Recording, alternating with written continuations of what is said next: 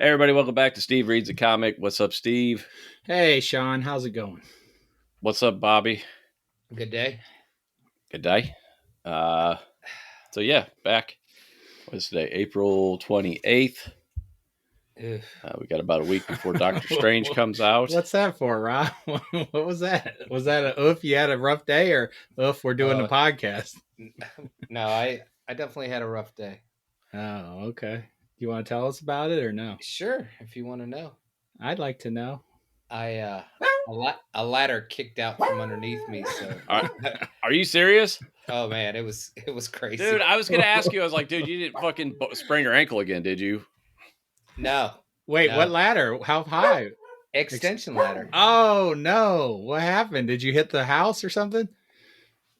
No, I was coming down the ladder for the last time, and right.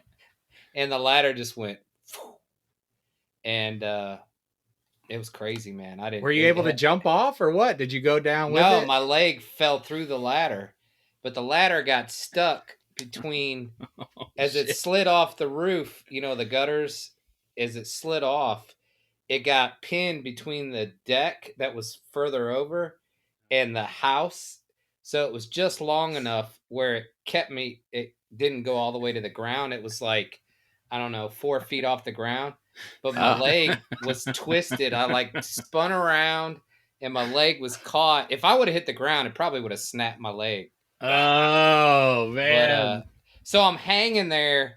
But, man, the worst part about it, I got like my shin is all damaged and my inner leg where I fell through. And then I got a wrist, like I banged it, like when I landed, I sliced into the ladder. But the worst part is like my knuckles, like right below my knuckles, like in between the two knuckles. Yeah. I hit the ladder, and man, this is what's been bothering me all day is my hand. Like I can't grip shit. I've wrapped my knuckles before. That is incredibly painful for some reason. I don't know if there's because there's like no protection there. Well, there's 200 pounds like into metal, so you know. Yeah. You guys always make fun of me because my legs start shaking when I go on a ladder, but that is why. That scenario. Well, yeah. I mean, dude, it's crazy. I've never had that happen. Oh, well, I'm glad you're all right. Do you think it would have? So you think you definitely would have snapped your leg if you would have fell? It sounds like if you would have fell and rolled, it might have been better. All the way. My leg was in between the ladder and it spun me around. I don't even know which way I was facing. I mean, it's crazy, dude. Sal he heard the ladder slip and he looked. He was sweeping the deck, and he was like, "Holy shit!" I think it scared him more than it did me because it happened so fast for me. Sounds like let me put down my phone to stop recording. Hold on. How's your undercarriage? Did that? No, it missed my balls. That's what I told Sal. I was like, thank God it landed on my inner thigh instead of my nut. Yeah, that's always the concern. I would have been done. Oh man, that's nuts. I don't like hearing that stuff, man. Dude, I was very careful coming down, but I had this ladder in the same spot for like, I don't know, 3 days. I mean, I must have went up and down the same spot like probably 60 times. Yeah. And the last time coming down, I finished everything in that spot. And I was still, I mean, it wasn't like I was like got complacent. I mean, I was careful and all of a sudden just whoosh. It's crazy. Did you shit your pants? I'm glad you're okay. I'm glad you gonna go to the doctor and get checked out? Hell no. I didn't think so. Nothing. He's got like 3 broken limbs. He's like, nah, right, I'll just take some banged up. He's got like 4, but 3 fucking crushed discs in his back. I've broken limbs before. I know what that feels like, and yeah, when I heard it caught on the wall and your leg went through, I was thinking nuts too. I was like, oh, hope your boys are all right. Inner thigh. I didn't even know I damaged my shin until I took a shower here tonight. I was like, oh shit. I was like, ooh, that's a good one. You're getting too old for this shit, Rob. Yeah, and it probably won't heal because I'm too old now. My shins will have a scab on them for like, it's that front part of the shin where there's like no, it's like no muscle on that. It's like skin bone. Yeah. You know what I mean? And it's like it never, dude. My body does not heal like I did when I was 20. Trust me. Well, I mean, since you contracted AIDS, it's been like that. Is that what it is? Yeah, that's the AIDS. AIDS will do that to you, unless you're Magic Johnson. Dude, if then I'd be rich, right? Money cures it, right? Is that yes, money is the cure for pretty much anything. I got a work story. Today was the first time where we had a meeting, and in the building meeting, since I guess COVID is dead, right? COVID's gone. Oh, okay. COVID's done. So we had everybody in the building again, like the old days. I was like, oh, I remember this time. Of course, the meeting was completely pointless. It was 2 hours waste of my time. But so when you left the meeting, what did you lose? Did you lose pay? Did you lose? No, I was thinking though, like while the guy was telling us a bunch of stuff that we already knew, I was like, this guy's job is pointless. Like they should just fire him, divvy up his salary, and give us all raises. Like that sounds like the thing to do. Yeah, he's making like 3 times as much as you too. Well, yeah, but like I spent an hour and a half just texting my buddy, like, is it okay if I hang myself right now? I was like, pull the fire alarm so we can get out of here. And of course, there's always somebody they're always asking questions. It's just like, oh my God, It's already been 2 hours. Stop asking questions. Let's get the hell out of here. I always hated the people who would ask questions. There's always depends on the time of day. Like if it was an end of day meeting, especially if it was like morning meeting, I was like, keep asking questions. Kill this time until I have to go back out and do my route. But it's the same person every time. It's somebody that's always, they think they got to speak up. And even it could be a dumb question. It could be, it's just like, it's the same freaking person. Yeah. If it's a new hire, okay, I get it. But I was like, dude, you've been here for 3 years. Come on, man. If there's something you don't know, why don't you ask me? I was like, I've been working with you for like 8 months, All I can think of in these meetings is Al Pacino. Stop wasting my motherfucking time. And then meanwhile, all your trucks are outside getting robbed. right. The new building already got broken into. Oh my God. They told us that today. I was like, oh, great. Sounds great. Can't wait to move into the new building. I think they had to hire, security guards and everything. I think they already had them. And they were saying like one of the security guards went on break, and that's when it happened. I was like, "Oh, okay, so she's in on it." so go ahead. Inside job. Yeah, go ahead and fire her right now. But you guys moved to a great section of the town. Yeah, we're in the worst possible part of Memphis. Yeah, and, did they not foresee this? I mean, they're like, that's where we set up. That's shop. Why the rent's so cheap, bro. Right. That's all they care about. Unbelievable. But yeah, it was good to see everybody again. It felt like ye olden times before the pandemic. So it was nice. Shawn, what'd you do today? Well, I didn't get to bed till late, so I slept in. I wrote a little bit of my book. I watched Halo. Nice. I made some bean burritos. I like your life. I have no complaints about my day, really. You had me at I slept in. Slept in. I totally covet you. Who took out the dogs? So, Mason. Oh, wow. So Maggie was really up before did me, sleep though. in. Yeah. I want to get back on my old schedule, to be honest. Though. I'm on this like late schedule, and I don't like it. But I'm kind of an insomniac, like a little. I mean, I get sleep, but it's hard for me to go to sleep, even when I'm tired. And I'm trying to get back on my schedule where I at least be up by like 8. I don't like waking up so late because I'm an old man. I want to be up earlier. I remember what 8 was like. I just want to be up by 8. I think that's a good time to wake up. Now I just can't sleep in. Man, I used to be able to sleep till like noon. Now it's like, I mean, I could sleep till about 7, and my body says, "Oh no." Well, you got 7 is long. That's how it was for me for the longest time. Like when I had a regular work schedule, and even it took me even just a year of working from home to kind of be able to get back this, like actually sleep. Like sleeping in before used to be 8 o'clock. Like, whoa, I slept till 8 o'clock. holy shit. and now it's getting out of hand. I don't like it. I want to be up earlier. First mow of the day today. Lawnmower man was out today. Nice. Pretty certain our neighbors are trying to kill us. He found a knife in our yard that was not ours. A few weeks ago, I found an arrow in our yard, like that was fired, that was just sticking up out of our lawn. Good thing you don't go outside. Yeah. But our dogs do. And could you imagine going out like that, random arrow to the head, like, right. Son of a bitch, wrong place, wrong time. And that was, our neighbors have always been shit. Just the ones right next to us, of course.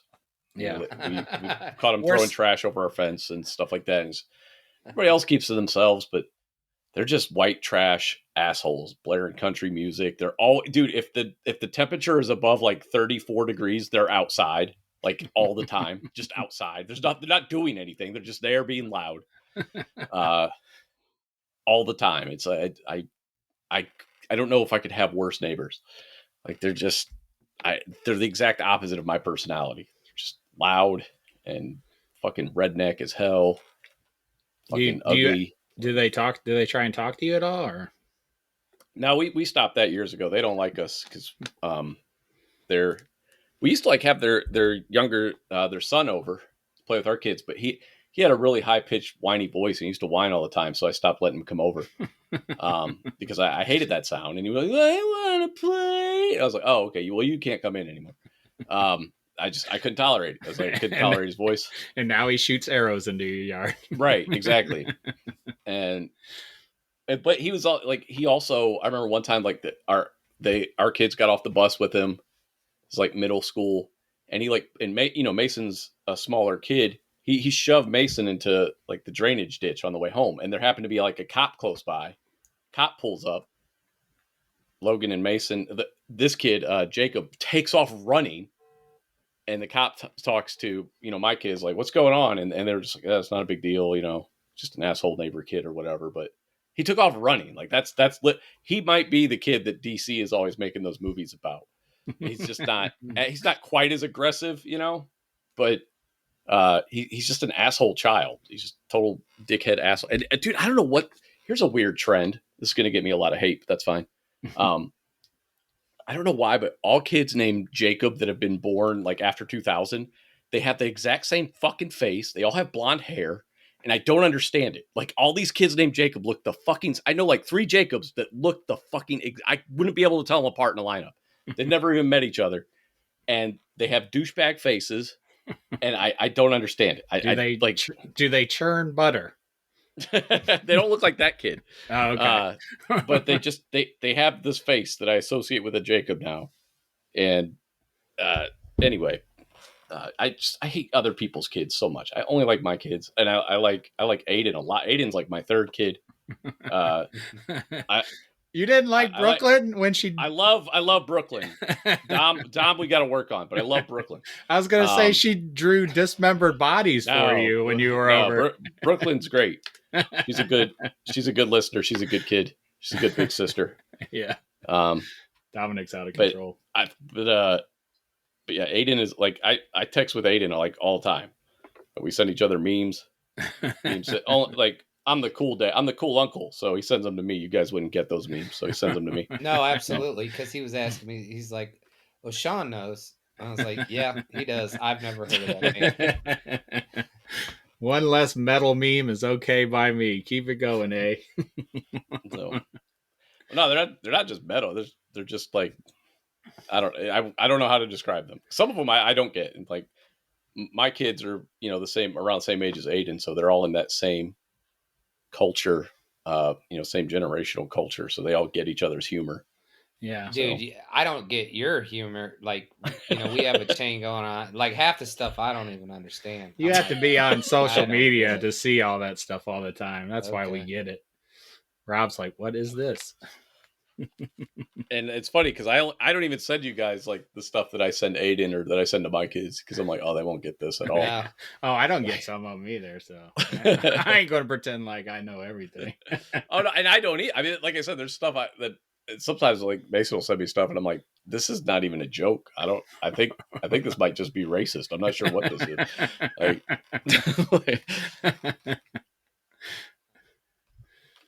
so what else you been doing? Anything? You went to new pizza place because I tried I was trying to new do to me. something on my phone, and I was like, Jesus Christ, stop. Is there a way to shut off like just getting text for like 5 minutes? Turn off your phone. I was trying to finish alerts. Huh? You can turn off alerts for that text chat, and then you won't get pop up. Yeah. Yeah. I was trying to do something. I was trying to finish something on my phone, and then like every 3 seconds, cling, cling. You guys just me and Brett really like pizza, so Brett's like the number one hardcore pizza fan I know. Yeah. So you can always talk pizza with Brett. But yeah, I discovered a New York style. It was okay. So the Fiesta, there's another Fiesta that's just as good as our Fiesta on Newton. According to Brett, he said he was telling me a while ago that it was not up to snuff for a while, but apparently I don't know if they got new management or what, but apparently it's better now. But I'll just stick to the one on Newton Road. That's my Fiesta. Yeah. Hey, well, I've had other Fiestas and they're not good. Like some of them aren't even close. You know, there's not one that was close. You know, I think there's 3 Fiestas. I think there's one in the like Cuyahoga Falls, maybe, or I think on Bailey Road, or maybe it used to be there. I don't remember. So you were saying upon initial taste it was good, but then by the third you were like, I'm out. Yeah, by the third slice it wasn't as good, and I was just eating it because it was pizza. Yeah, and that was the last slice I had, and but that's like I've kind of realized, because have you ever had that, like where you eat something? I mean, everybody gets full while they're eating, but if you're like me, you're going to power through that feeling, and you're going to keep eating anyway. So if you get to like that third slice of pizza, and like with Fiesta, I could have like 4 slices of Fiesta, taste just as good, and then if I start in on like a 5th slice, then it starts to go bad. But if you get to the third one and you're not enjoying it, then it's probably not great pizza. But like the first slice of pizza is deceptive because you're hungry. It's pizza. You know what I mean? Right. You're like, oh, this is great. And then you look at it. It's like, oh my God, this is frozen pizza. Right. Eventually you're just like, this is not as good as I initially thought. This is not good at all. Yeah. No, and it wasn't bad or anything at all. But it's and I found out too, I think I just prefer provolone cheese. I don't know what Fiesta uses, but I don't know if they use a blend. I don't know what kind of cheese they use, but I think it's typically provolone. You think they use provolone? I tend to like provolone over mozzarella. Yeah. On my pizzas. I like whatever cheese you can taste the milk. Like you can, so you know what I'm talking about? So you take a bite of that cheese and it just tastes, it's so, I don't know. You can taste the freaking milk in this cheese. I swear. Like chocolate milk? No, it's not that good. Or bad if you're Rob. Milano's is like that. It's like I can taste the milk in the cheese. Dude, I really like that Aldo's pizza I had when I was down there. Like that was good both times I had it. I think you guys liked it more than I did. I like that sauce too, man. I definitely got to get that sauce when I come down. Yeah, I remember liking Krause's pizza in Canton. Did you guys ever try that? That was pretty freaking good. I never lived in Canton. Oh. Yeah. Well. Yeah, I don't know. So anyway, my wife's home because she was like, "Yes, it's called Do Not Disturb." Yeah, you can turn on. Rob learning something new. She's out there listening. She's like, I want to be on the podcast. No, she doesn't.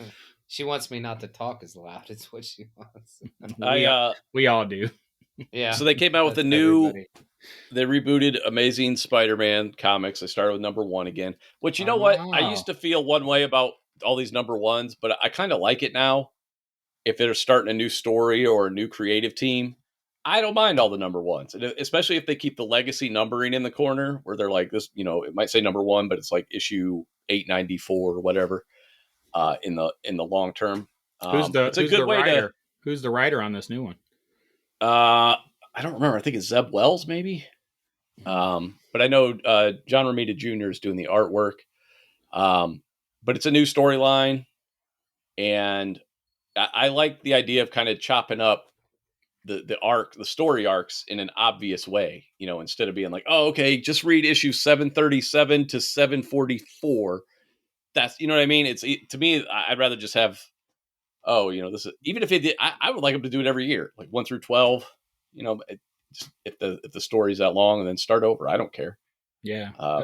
And like, as long as they're tracking the legacy numbering in the corner, I do like that. But it was pretty good start. New, kind of a new start for Spider-Man after the last storyline. So that's pretty cool. Still no new Deadpool comic. They're republishing a graphic novel that Rob Liefeld did like a year or two ago that was not good. They're putting that, it was like it came out in hardback, and now they're publishing out in individual issues. I'm like, why can't we get a Deadpool comic? They're not publishing Superman right now. They're publishing like the son of Superman. And I was on kind of like a Superman kick earlier in the week. I still am. Been watching a lot of like Superman movies and stuff. Well, I watched Man of Steel. Oh, we're gonna have to watch movie. that. Why would you watch that again? So, it's not bad. I just didn't think it was Superman-ish. Yeah. There's a lot of good stuff in there. Yeah, I think that's what we said last time. I didn't like the ending, but it's okay. I just didn't like, the lack. I mean, Superman has a certain character that they really deviated from in a lot of instances. And I was rewatching Superman Returns. I really like that scene in Superman Returns where he saves the plane. Yeah, that's like great. That's a great scene. And Brandon Routh is doing his whole Christopher Reeve thing, which I appreciate. Mm-hmm. The suit looks great. It's brightly colored. The reds are almost like a maroon, but I let it go. And I wish the S was a little bigger on his chest. But the suit is bright. It pops. He's got the red underpants. I love the red underpants. Yeah, he does. What I love when he saves that plane. I love how he just enters the plane. He floats in, Yeah. It's like, oh, this is very cool. So cool. Yeah, he floats in, and then he just talks in a calming voice to everyone. He's like, statistically, it's still the safest way to travel. And it's just very Superman. It's just very, very fucking Superman. Yeah. And then we get emo Superman. Which again, there's stuff in there that I liked. I think Henry Cavill's great. Like, I got nothing against that guy. It sounds like the Superman rewatch that you did, Man of Steel. It sounds like you're liking it a bit more. So I did enjoy it more. It was just furious anger every time I talked to you about it. But now it's like, well, that's because I just think that perspectives change over time, and the stuff I don't like, I still don't like, but I made a conscious effort to focus on, I know that stuff is going to happen. I know his dad is going to be like, maybe you let a bus full of kids die. I know that they're going to do that.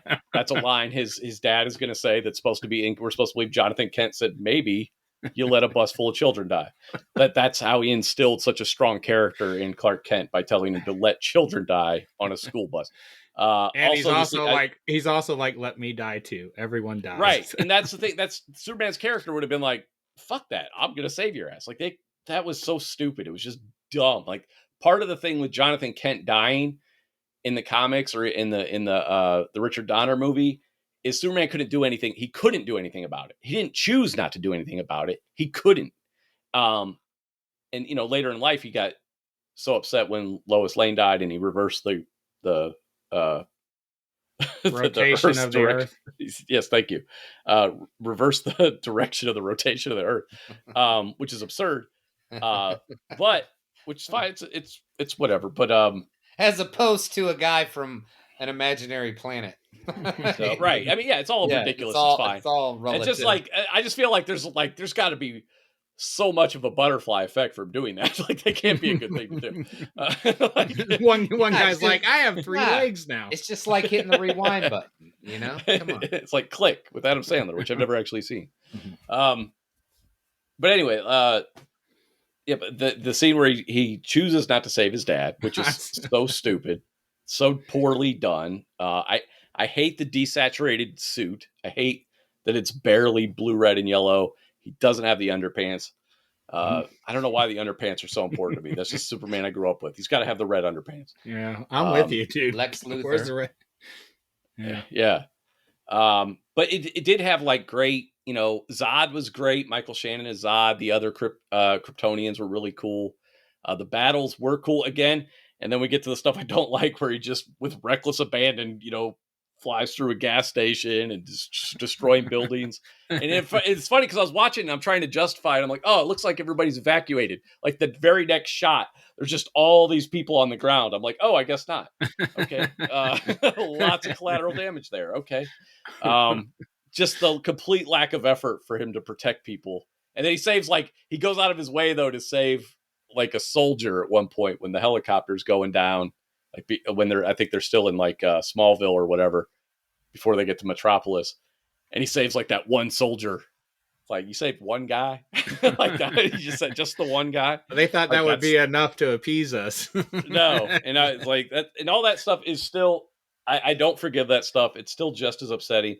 However, when I kind of compartmentalize that stuff, the fights were epic. They were pretty good fights. I mean, like that's like the best Superman fight scene we've ever seen, basically. They were fast and powerful. So I did have an issue. I noticed this is something, it took me a while to identify, but an issue I have with Zack Snyder's style is he kind of films the action scenes in an almost like a found footage sort of way where like the person filming it can't quite keep up with the action. It's always like these jerky movements. Mm-hmm. And that's frustrating. It's like, dude, you have a professional cameraman with thousands of dollars of camera equipment, and then contrasting it with like Spider-Man No Way Home, where the action is just filmed beautifully. Like there is none of that hurt. You get to see every movement of Doc Ock's arms and Spider-Man swinging his webs and using them to propel himself and swing stuff around. And there's like a little bit of slow motion. And this was before Zack Snyder went nuts with the slow motion even. Like this is before he just made half his movies slow-mo. But yeah, he started doing like that found camera footage type stuff, like when Superman would take off and like the camera like almost can't catch up with him. It's like, no, I want to see that. I don't want to see it as if I'm filming it on my iPhone. I want to see that happen. And again, watching No Way Home, which has just kind of been on in the background a lot recently, when you watch those action scenes, everything's choreographed and it looks great. You can tell what's going on, and there is none of that jerky camera movement. But yeah, so they do that jerky camera movement just to, make it look like there's a lot of force that is going on. I think it's to add to, the impact of it, but it's like, no, I just want to see it. I don't want to see it from the person who has trouble filming stuff. Like that's what I hate when, like, have you guys seen the Mike Tyson video I sent you where he beats the shit out of somebody on an airplane? Yeah. And like they did an okay job, but it's like they start filming their feet is like where the footage starts. It's like you couldn't frame it up first. You had to start with you just sweeping it across like that. That's what some of the footage looks like. Basically, it's like no. I've seen a $100 million movie, $200 million movie. That's not. I don't want the Mike Tyson on a plane footage quality. They probably were like, "Oh fuck, this is happening," and then they just hit it. And I get that, but that's what I mean though. Like, if I'm paying, if they're making a movie for $200 million, you don't want the guy filming the Mike Tyson footage on cameras. Yeah, like that's not.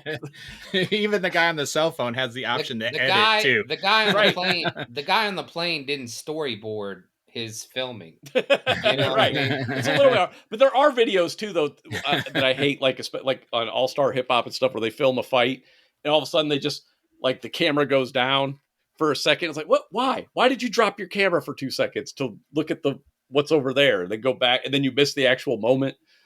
But it's like, just hold it in place, man. I don't care if you do it hamburger or hot dog. Just hold it in place.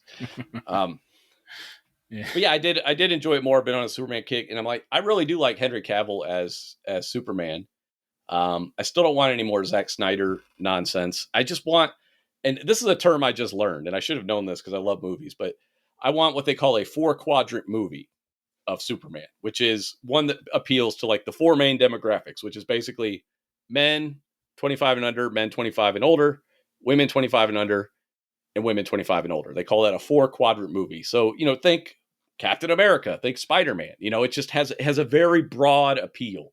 They're not going for the 38-year-old white guy incel or whatever that Zack Snyder's after. I don't know what he's after exactly, but it's not me. And this all got prompted by something on Twitter. An artist I like named Brian Hitch, the guy who illustrated the Ultimates. I don't know if you guys remember reading that. Oh yeah.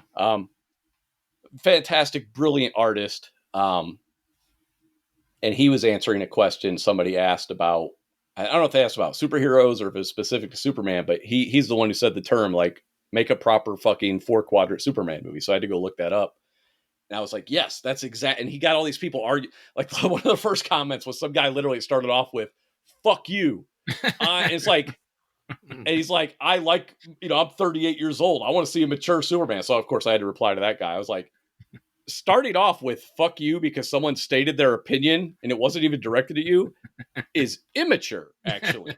Like, it's an immature thing to do. I don't think you know what mature means. Was that me? Did I write that?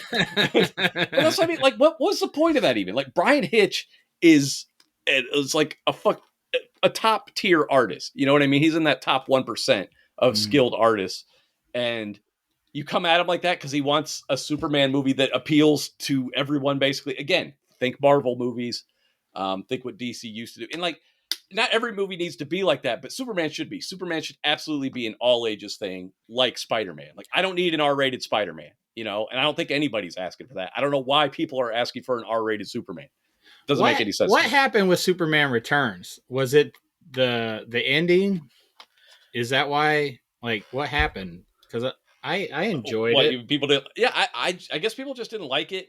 I think here's what I think the actual issue was with it is it was a little too nostalgic, and they went to the well too many times with the Lex Luthor and his real estate scheme. Having a real estate scheme again, like if they'd have used almost any other, and I like Lex Luthor. I think Lex Luthor is a very appropriate villain in this day and age when all the billionaires are just buying shit up left and right, including real estate. It makes sense.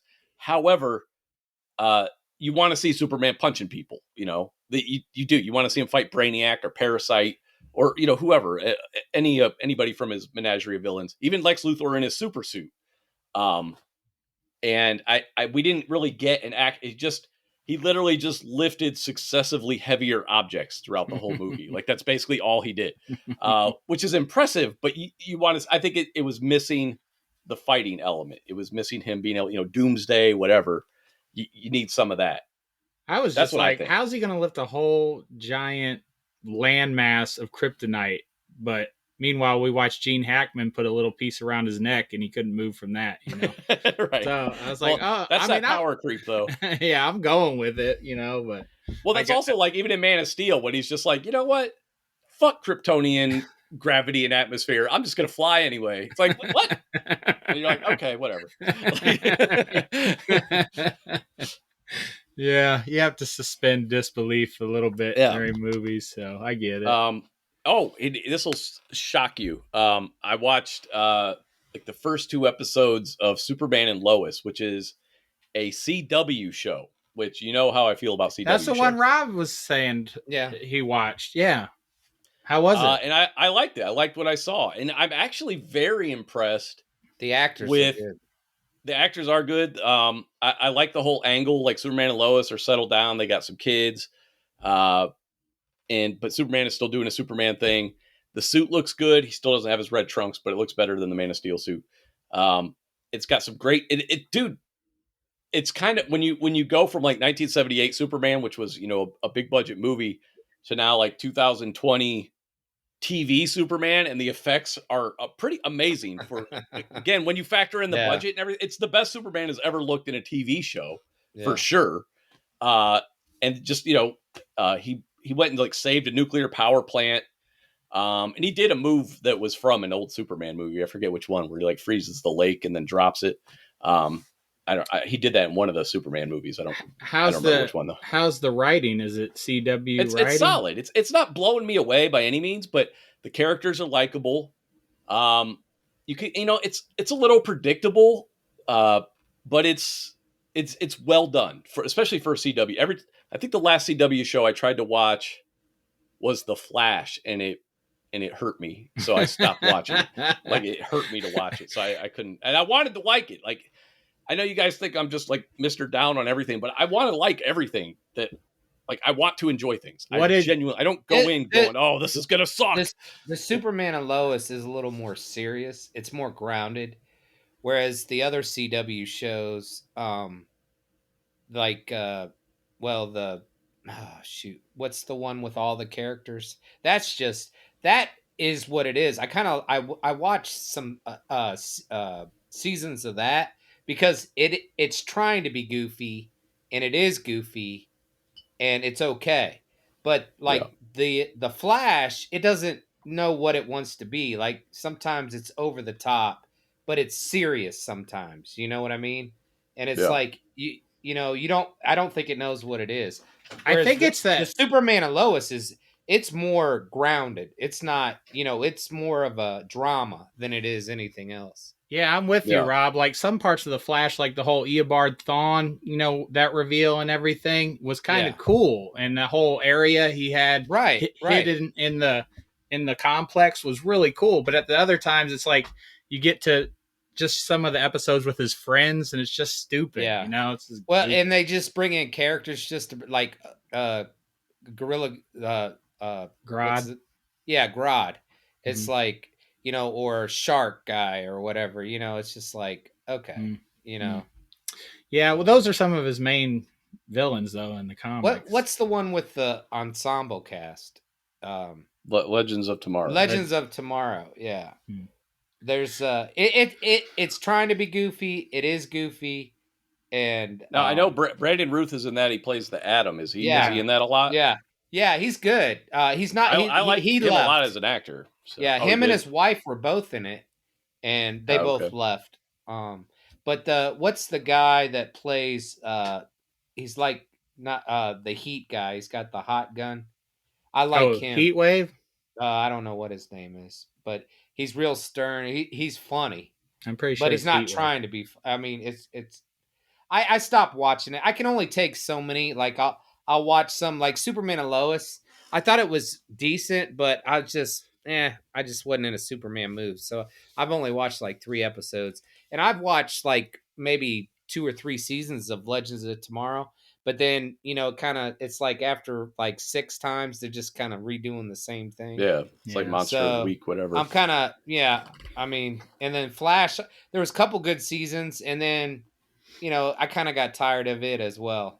What do you guys think of Grant Gustin, the guy that plays the Flash? Do you think he's any good, or he's all right? He does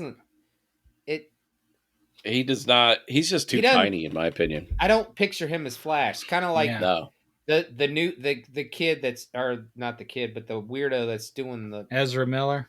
Yeah. I don't picture him as Flash either. I keep hoping he goes to jail so they can stop making these Flash movies with him in it. I don't know what's going on with that.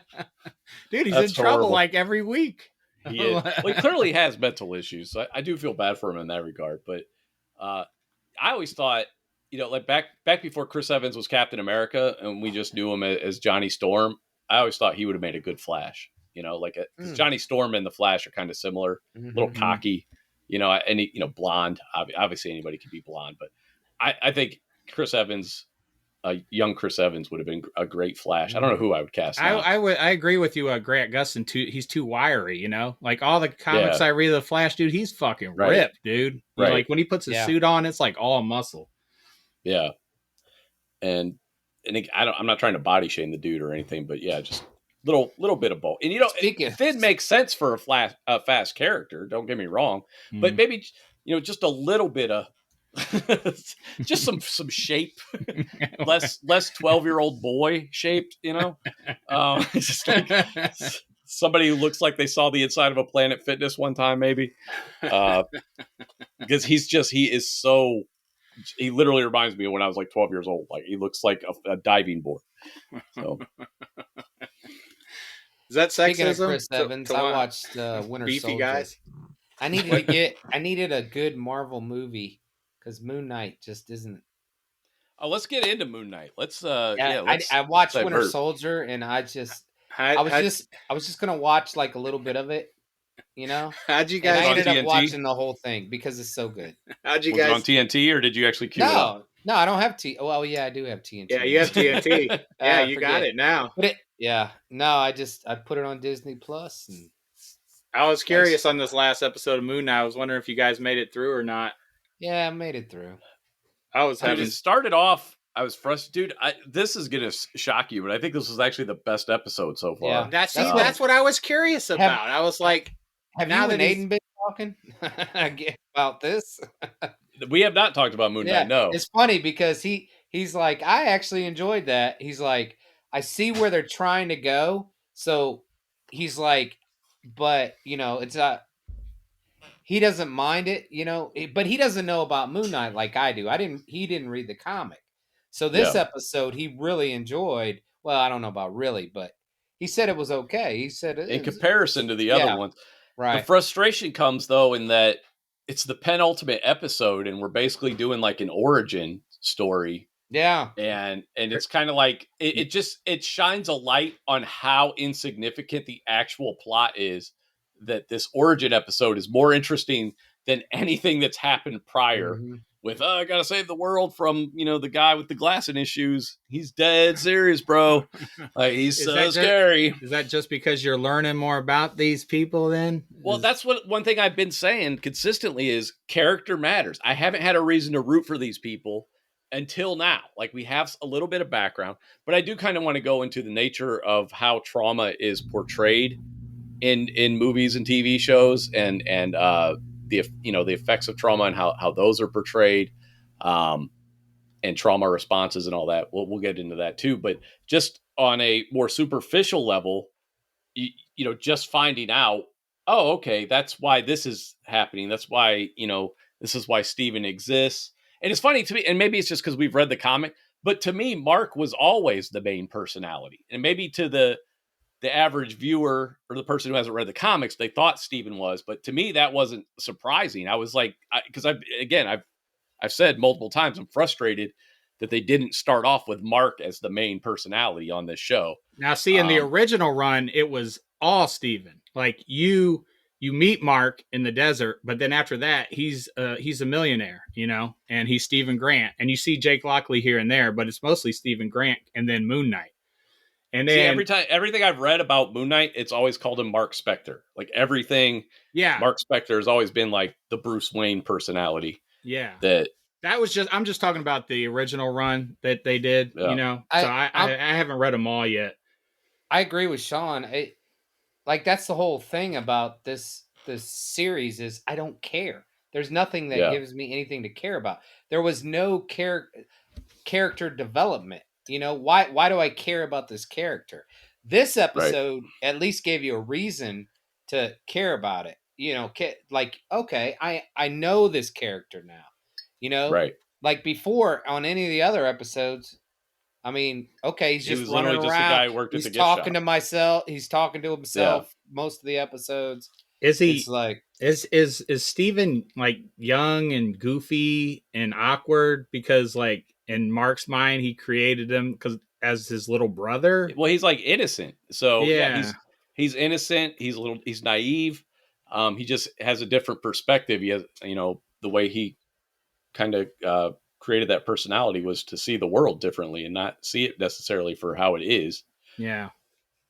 I ain't gonna lie, man. The hippopotamus is taking me out of this show, man. I'm like, please get rid of it. I love the line that this is probably the first time I like genuinely laughed is when Steven and Mark are commiserating on the boat, and he's like, "What do we do?" He's like, "Kill the hippo, take over the boat." And I was like, that's like the most sensible thing I've heard anybody say. But it was very funny. Yeah, like I don't mind the boat and the magic and the sailing over the river Styx or whatever that is, but I was just like, dude, can we get a god that's like creepy, like Khonshu, Dude, there's a lot to wrap up, man. Yeah. Well, they do like all these Marvel shows. It's like, how are they going to fit all this shit into the last episode? I wish they stopped doing that. But they don't do that with everyone. Again, Captain America and Winter Soldier, that one, I liked almost every episode of that had something to offer. And that's why I still think it's in Loki. Yeah, same thing with Loki. It wasn't about I can't wait to see what the climax is. It was more about I just like seeing these characters interact with each other. Oh my god, I hope they bring Owen Wilson back. Whereas Moon Knight, I'm not invested in the plot.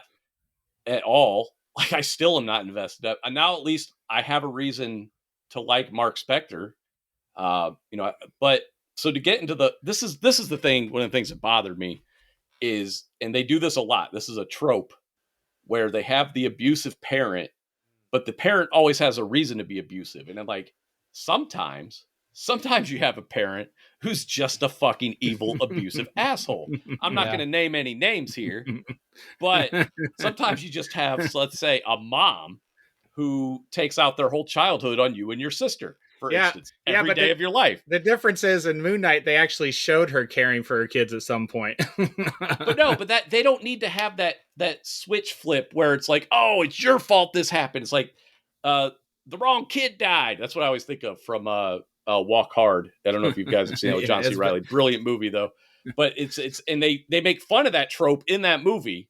And again, we see the trope again where the mom blames him. It's like, sometimes you can just have an evil, abusive parent. And maybe it's because of something they endured or how they grew up or whatever. But stop acting like it's even remotely the kid's fault that this child is being beat by an adult. Yeah. I don't like that. I don't think that's necessary. It doesn't sell. Again, and coming from a home like that, to me, it doesn't sell it any better. You can just have a shitty parent, believe it or not. I don't know if millennials know that. You can just have a parent who didn't give a shit about you, and it's literally has nothing to do with you. It's just because you exist, even though they're the ones who brought you into this world. So you could have multiple personality disorder without having trauma too. You can have the dissociative identity disorder, but again, it's incredibly, incredibly rare. It does happen. What'd you think of that? How they, that's why he had DID. What'd you think? Again, for me, it was not believable. But that's literally my personal experience, so I'm not going to shit on that from an objective point of view. But from a purely subjective point of view, I was like, oh, come on. That's extreme. You just lose yourself in fucking contraband movies and comic books is what you do in heavy metal. In the comic, run away from home a few times, In the comics, he gets DID from his dad's a rabbi, and there's also another rabbi that they're real close with. But that rabbi, I think is Perlman or Rabbi Perlman or something. He turns out to be the whole time he was like a Nazi, and he wanted to he was a Nazi serial killer or something. And he finds that I think Mark finds that out, and he goes to choke him and barely survives. Runs away, and he starts developing DID after that. So I was actually okay ultimately with that being the reason. Having a shitty childhood, I do get that. Mm-hmm. Did you think that was too fast, though? All that introduction of his parents, or you think that was all right? No, I think it flowed. We got the gist of it. They did an okay job with it. Mm-hmm. And then we see now supposedly the Steven personality is dead. But it's also, begs the question, like, who is going to be resurrected in the next episode? If Mark is going on to this heaven or whatever the hell they call it, Elysium. Who's Khonshu gonna? Yeah, whatever. Who is Khonshu gonna resurrect in because he's got to resurrect somebody, right? Is it going to be Jake Lockley? We don't know. They didn't even encounter Jake Lockley. Yeah, we don't even know about Jake Lockley. The problem I did have is like Steve knows about Jake Lockley. Nobody in the thing. So the episode made sense. But since I know the comic, the episode didn't make sense because A, they showed somebody shaking in that tomb. Which we think is Jake Lockley. And B, the balance of the scales. If there's three of you, don't you need to get that other person to balance the scale? Right. If you only got two, it's still not balanced. So, you would think. So if we find out there is a Jake Lockley in this series, that last episode goes to shit. You know what I mean? Yeah. No, seriously, then it doesn't make sense. No, I agree with you. It doesn't make sense from what we've shown. Unless Jake Lockley is the balance to Mark Spector, but I don't know. I don't. So wait. He was balanced because Steven died? Is that why he was balanced? Well, yeah, he lost that personality, and that's when it happened. Well, then he doesn't know about the other personality, so I guess that's why it's balanced now. I guess once he knows, it'll be out of balance again. Yeah, but the gods know. You know what I mean? Right. Yeah. That's all I'm saying. So they're the one balancing you. So Layla's gonna break Khonshu out. Is that what we're thinking? I assume that, and then he'll get resurrected. They did fuck up one point in this, they showed about 10 seconds of Moon Knight, and I was just like, what is Moon Knight doing in this show? I just saw Moon Knight in a Moon Knight show. What is happening? Yeah. So it really took me out of the Moon Knight show to see Moon Knight on the screen. Yeah, for those I thought 10 these seconds. last couple episodes would be more action, so I ain't gonna lie. I mean, And I kept telling you, bro. I kept telling you, but I don't know why. Never listen to me. Why can't Always they? Why telling you can't how they have stories them? go. Why can't they? You've probably seen more movies and TV than me, and yet you still haven't cracked how stories work. But they still can fucking show Moon Knight. You know, they don't have to take that long. Jesus Christ. They wasted all their CGI budget. They could have invested it in better fight scenes Right. if they would have got rid of the freaking hippopotamus and just used the real person. This fucking last episode better be Layla breaking the fucking statue and then Moon Knight for 50% of the show. Like 90% of the show. I just want to see Moon Knight. I don't want to see it's all fucking Moon Knight. Oscar Isaac's face even. There's no way it's going to be that much. Well, who's he going to fight? I mean, he's not fighting a villain. Well, Ahmet is already releasing souls or killing souls or what was happening? Wasn't that happening in this last episode? It sounded like what's-his-face had been successful. Ethan Hawke, I guess, had been. So maybe some sort of supernatural. I guess it'll be supernatural stuff so that way it can be violent. Once again, a monumental scene takes place off camera. Exactly. And they might flash back to it. Yeah. But again, going back to what you were saying though about effects, with the hippo and with the whole dialing back the constellations, it's like I'd rather seen those fight scenes in the first episode. I'm just saying. I'd rather seen them fighting on the highway. That's what I'm saying. If you would have showed all that, you would have got a lot more people hooked, I think. And I would have had a much better, I'd be like, oh, wow, that's awesome. Yeah, badass action. Like, again, John Wick doesn't have a super deep character, but I love those movies. They get right to the stuff, man. And you know what? He didn't even have to put the suit on. It could have just been Mark Spector. You know what I mean? I wouldn't have been happy with that. No, I need the suit. Well, I mean, I'm saying in some of the fight scenes, the suit's pretty sweet. The suit is important also because it kind of, gives him that level of believable durability. If he's getting shot or shot at or whatever, and he's got the suit on, it's okay. Dude, since last episode that we did, I was like, I hadn't read anything of this mental institution yet, and I was like, God, he's like schizo or whatever. There's got to be issues with him in the mental institution. So I was just going through and I looked at it and I found it, and it's by Jeff Lemire. Yeah. Jeff so Lemire. Like the last two episodes are like straight out of this. In the end, I read like 7-8 issues of that, and it's all him getting out of the mental institution. Crowley sacrifices himself so Mark can get out of this, and then the whole time. Do you remember Jeff Lemire? We read one of his comics, Black Hammer, and I like Gideon Falls too. Well, for the show we did Skull Digger and Skeleton Boy. Oh, that was him too. Yeah, that's right. Yeah, I really like that guy. So Steve mentioned that he thinks he just might be crazy. No, they're not going with that. I mean, no, I'm saying the last two episodes, there was the last that run by him was all out of the mental institution. Yeah, it's like, but it's like frame for frame. You texted yesterday morning because you watched it at like 4:00 in the morning. What did you say? No, I'm just saying that whole episode, he's still like... Yeah, no, I understand what you're saying, Steve. He still could be in the mental institution. Like, they could start the next episode with him still...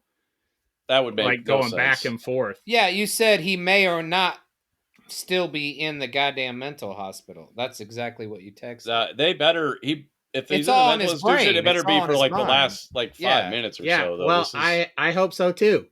If I have to see him inside that place again, you're running out of time. I need Moon Knight fighting. Let's go. Yeah, we know full guy. I mean, unless that would be a twist, I guess, if they end this episode and we find out, this all just took place in his head. That's the ultimate disappointment, though. I hate that so much in movies and TV shows. It was all a dream. The end. Yeah. Well, then why the fuck did I watch it? There's no way they do that, man. Everybody wants to see superhero shit. You know what I like about the comics is fucking Khonshu's a dickhead, man. Like he's always doing stuff for himself and he tricks Mark half the time. So I hope they end it something like that. Like I hope Mark gets... Well, it sounds like, they talked about how he manipulated him the whole time. Yeah, they mentioned that. Steven said that. And for all we know, Jake Lockley's the one that killed Layla's dad, We still don't know who actually did that. So that's still a for possibility. that show. Yeah, maybe. I don't think they do that because they this was surprisingly. They mentioned Bushman in this episode. So I think Shawn thinks he's right. He's writing that episode. I think it's going to be complete disappointment. They'll save him for the. They'll save Jake for the end of the next episode. I thought they'd show him in this episode, but that's going to be the reveal at the end of the next one. You think? I don't. I hope not. Well, how else they can't explain Jake? They're not going to have any time to fucking have Moon Knight kick ass. Which they don't seem concerned about. Yeah, so who knows? That's why I'm saying they'll show that at the end of the thing. Because they talked about Bushman in this episode, so that was cool. Like he's in the MCU now. So you know what I like about doing this podcast is we have recorded evidence of Steve's cinematic stupidity. Like if you go back to after we watched the first episode and he's just hype as hell about how it's going to get so much better. And then it just keeps going downhill. They didn't stop. They did not have to add a hippopotamus in the last episode. Come on, man. They didn't have to do a lot of things. You did not have to go that route. Give me a fucking break. The thing that's happened. That's not even the worst thing that's happened. Hey, just hire an actor to be the hippo. Just have a person be it. And then don't have the hippo at all. Get the fuck out of there. To have a fight scene. Get the fucking hippo out. Get something creepy in there, like fucking Conchu. Oh. And the whole idea of Mark Spector reacting in terror was out of character. Like this hardened mercenary, and he sees a hippo who's like, "Hi," and he's like, "Ah!" Yeah, like Scooby-Doo freak out is like, "What?" Dude, Mark didn't know where the fuck he was at that point. He's probably on some fucking morphine drip or something. Out of character nonsense. Oh man, I'm with you guys though. I better start seeing some fucking Moon Knight in this last episode, or you'd like that, wouldn't you? Yeah. Well, it's building up to it, but they're running out of fucking time. I ain't got enough time. Mm-hmm. I don't know what they're gonna do. I thought these last 3 episodes would be fucking a lot more. They gave you all the clues from the first episode when they were like, "Hey, you want to see Moon Knight? Too bad." So like from the get-go, they were like, "We're gonna fucking stick it to you. You want to see Moon Knight? Wrong fucking show. Moon Knight will not be seen in Moon Knight." There was not true. They saw Moon Knight in Loki, and Loki's not even known for action. Seriously. Yeah. Like the fight scenes in Loki were better, right? And I didn't have any expectations of Loki. I know there's like hardcore Loki fans out there. I don't give a fuck about that character, dude. Totally ended up enjoying the show though. As a villain in the MCU, I don't really care. I'm like, he's okay. He was getting redundant. I think he was overused to an extent, right? And that is a masterpiece. I love this guy. That's a good example of how to end a show without action too. Like I was hooked in that storyline, man. When Kang showed up, and then I Miss Minutes pops out of nowhere. I'm like, holy fuck, what is that? Yeah. So Loki definitely that got a season 2, right? That was like introduced before the last one. Sure did. So I don't know. Halo got a season 2. They've been saying Moon Knight wasn't supposed to be a season 2, so I don't know how well it's doing. So I watched Halo today. We're back to no action, 0 action in this episode. I almost didn't even watch it, but Bub texted me about it. Bub's like hardcore Halo fan, and he texted me bitching about it because he has it. They're not. It's not 20 minutes of the kid again, is it? No, the kid pops up for like half a second, but it's still terrible. Even without showing the annoying ass kid that we don't give a fuck about. Yeah. It's still it's a fucking soap opera. It's so annoying. Like I'm not here for a soap opera.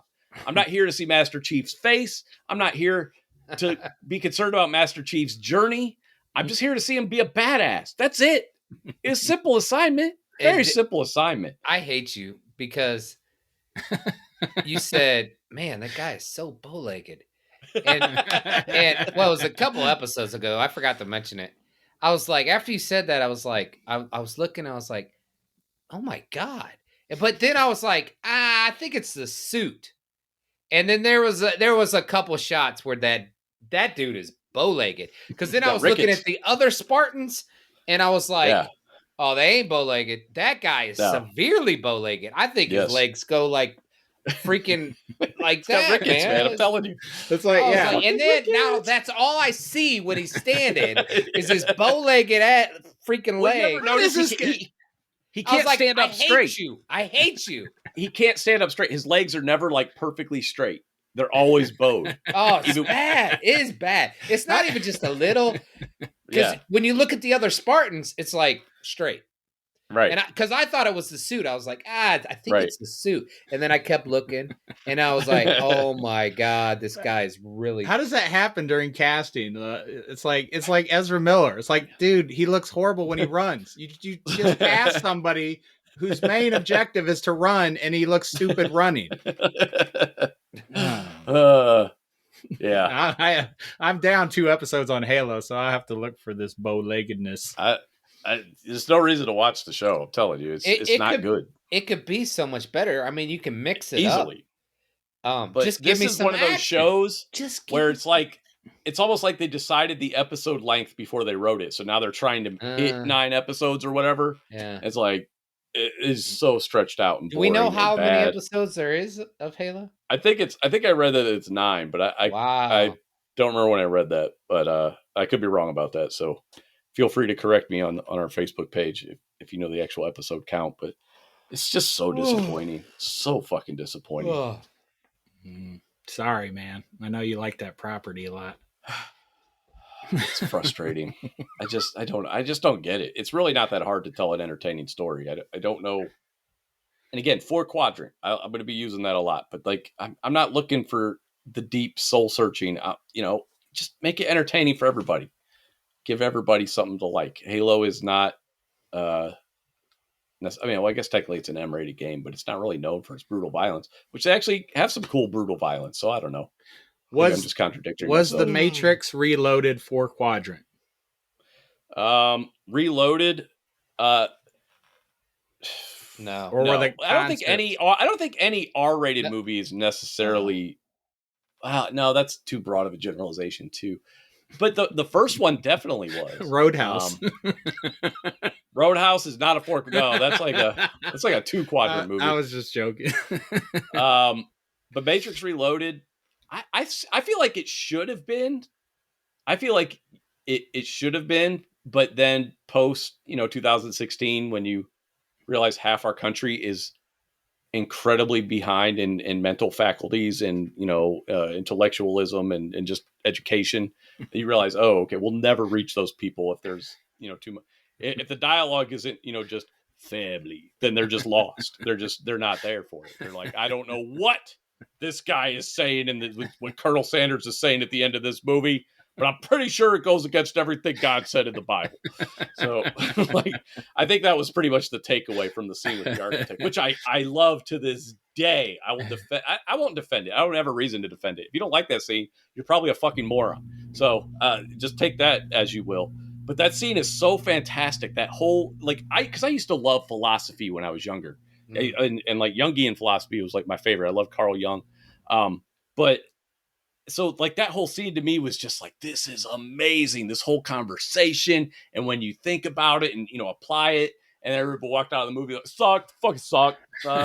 This movie sucked. It just sucked, bro. I consider myself a moron, and I really enjoyed that scene. Because you learned so much from that scene. You're like, it was just so brilliant. And just, you learned about the whole different iterations of the Matrix and Neo's place in it. And, oh man, I loved it. Ergo concordantly. I loved all that shit. The arrogance of that program made perfect sense. And then there's still action. He still fucking saves Trinity by making the wrong choice, which is the rebellious thing. Oh, I'm getting all excited. Could you stop talking about the Matrix? I'm starting to think about the last movie now. Well, I'm not. I'm thinking about Matrix Reloaded and how amazing it was and how people were just suck, bro. Suck. Kung fu on a highway. All I see is Neo hanging from the sky. Neo dangling with little baby kicks. Trinity. Oh boy. But yeah, Reloaded and Revolutions. Revolutions, I think, it's the weakest one because for me the war in Zion got a little repetitious. It was really cool at first when they were fighting the Sentinels. Yeah. But then they kept cutting back to it and it was just the same thing. They're just kind of pointing guns straight up, so that stuff. But dude, and then it all pays off though with the Super Burly Brawl, which is, dude, I'm sorry, that was the precursor for any Superman type fight scene going Yeah. forward. That was the best Superman Yeah. fight scene I have ever seen. And what was cool about it is everybody was Smith, so all those buildings were empty, so we didn't have to worry about Neo trying to save anybody's life. He could just focus on the fight, and we could focus on the fight without guilt as an audience, and it was fantastic. I don't think he ever really cared about saving anybody's life anyway. They were all possible, you know. That was agents. The thing, and that was a good twist they put in the movie to make it so that he shouldn't try to save people, because that would be a way of just turning yourself in. Yeah. So fucking brilliant. Again, Wachowski's fucking brilliant. It's fucking sucked, bro. Fucking stupid. I think Reloaded is my favorite. I mean, there's so much action. Dude, it's insane, a lot of man. people think that's like, a lot of people like think that's the weakest out of all of them. But I mean, I just love it. I mean, that balcony fight scene is just the chateau. Yeah. That is incredible. Yeah. Oh, it's so great. Dude, he stops that sword with his hand. Oh. Yeah. Like, and the music stops too. And then I've watched it like in detail. Like I'll watch it and I'll focus on like the little dude. And I'm like, okay, he just knocked that guy out. What's going on? Where did he go? What is he doing? Or he got stuck to the wall, side to the wall, right? Mm-hmm. And I was like, okay, so then I'll just watch in the background to see what happens. And then you watch him pull it out. Yeah, he grab another weapon. He snaps up and he pulls it out. He actually pulls it out. He didn't just like show up.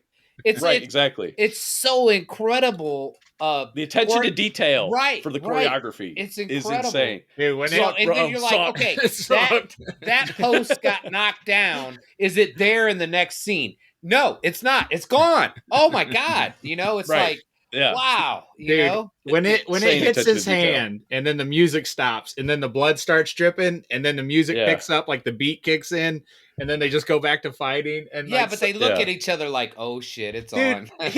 Dude, in that scene, he's like blocking high with his arm and blocking low with his leg at the same time, while like leaning back to avoid another. Incredible. Like, oh my gosh. But Revolutions is still my favorite for the reason Shawn said, the super burly brawl. Like that. I thought it was the romance. Yeah, well, that too. That too. Steve will never live that down. Trinity. You know what? It's up there with the Notebook, man. The level of romance in the Matrix. That's the only thing I care about. Dude, that's all been recorded. Trinity had died. I got my romance. I was like, oh, and then I got the fights, and it was perfect. Everything was perfect. Fucking love that. Oh, now it's about the fights. Okay. Yes. It's still about I mean, come on, man. That's the best. Dude, do you ever notice how I will say, hey, I was wrong. I have switched positions. Steve won't do that. He's like, no, it's still about the... It's like, bro, just admit you could say you were wrong. Dude, we know you're wrong. Dude, once again, you just said it was recorded. I admitted I was wrong on a previous podcast. I said... About what? I said, okay, there's more than just romance. I'm sorry, I was wrong. See, that's what I mean. You won't... Dude, we watch The Matrix because of the kung fu and the action. We don't watch it for the romance. You will not admit that. Dude, I agree with that. It's totally... Okay, yeah, that's what we go in for. Thank you. That's all I asked for. But I'm saying the romance was great. Okay, here's the back pedal. No backpedal. Dude, that's Neo and Trinity. I look at them as idea. They're the perfect couple to me. The perfect couple to me. That's the model of couple. I look up to those two. I try. Okay, here's the thing too, which is funny to me because their relationship is incredibly superficial. So that's why I find it amusing that you think their relationship is just so deep. Yeah. Like I think a better romance would be Christian Slater, Patricia Arquette in True Romance. Like they really connected on a real level, not just on a you're hot. Well, you're hot too. And you're powerful. Let's do it. Like that's basically Neo and Trinity's romance. Come on, bro. It's basically there's nobody else on the ship. You know what I mean? Exactly right. And he's like, well, she's like, well, the Oracle told me I was going to fall in love with you, so I guess I'll just get on that thing. And there's only the romance is not well done in that. I don't care what you say. It's not well done. Okay.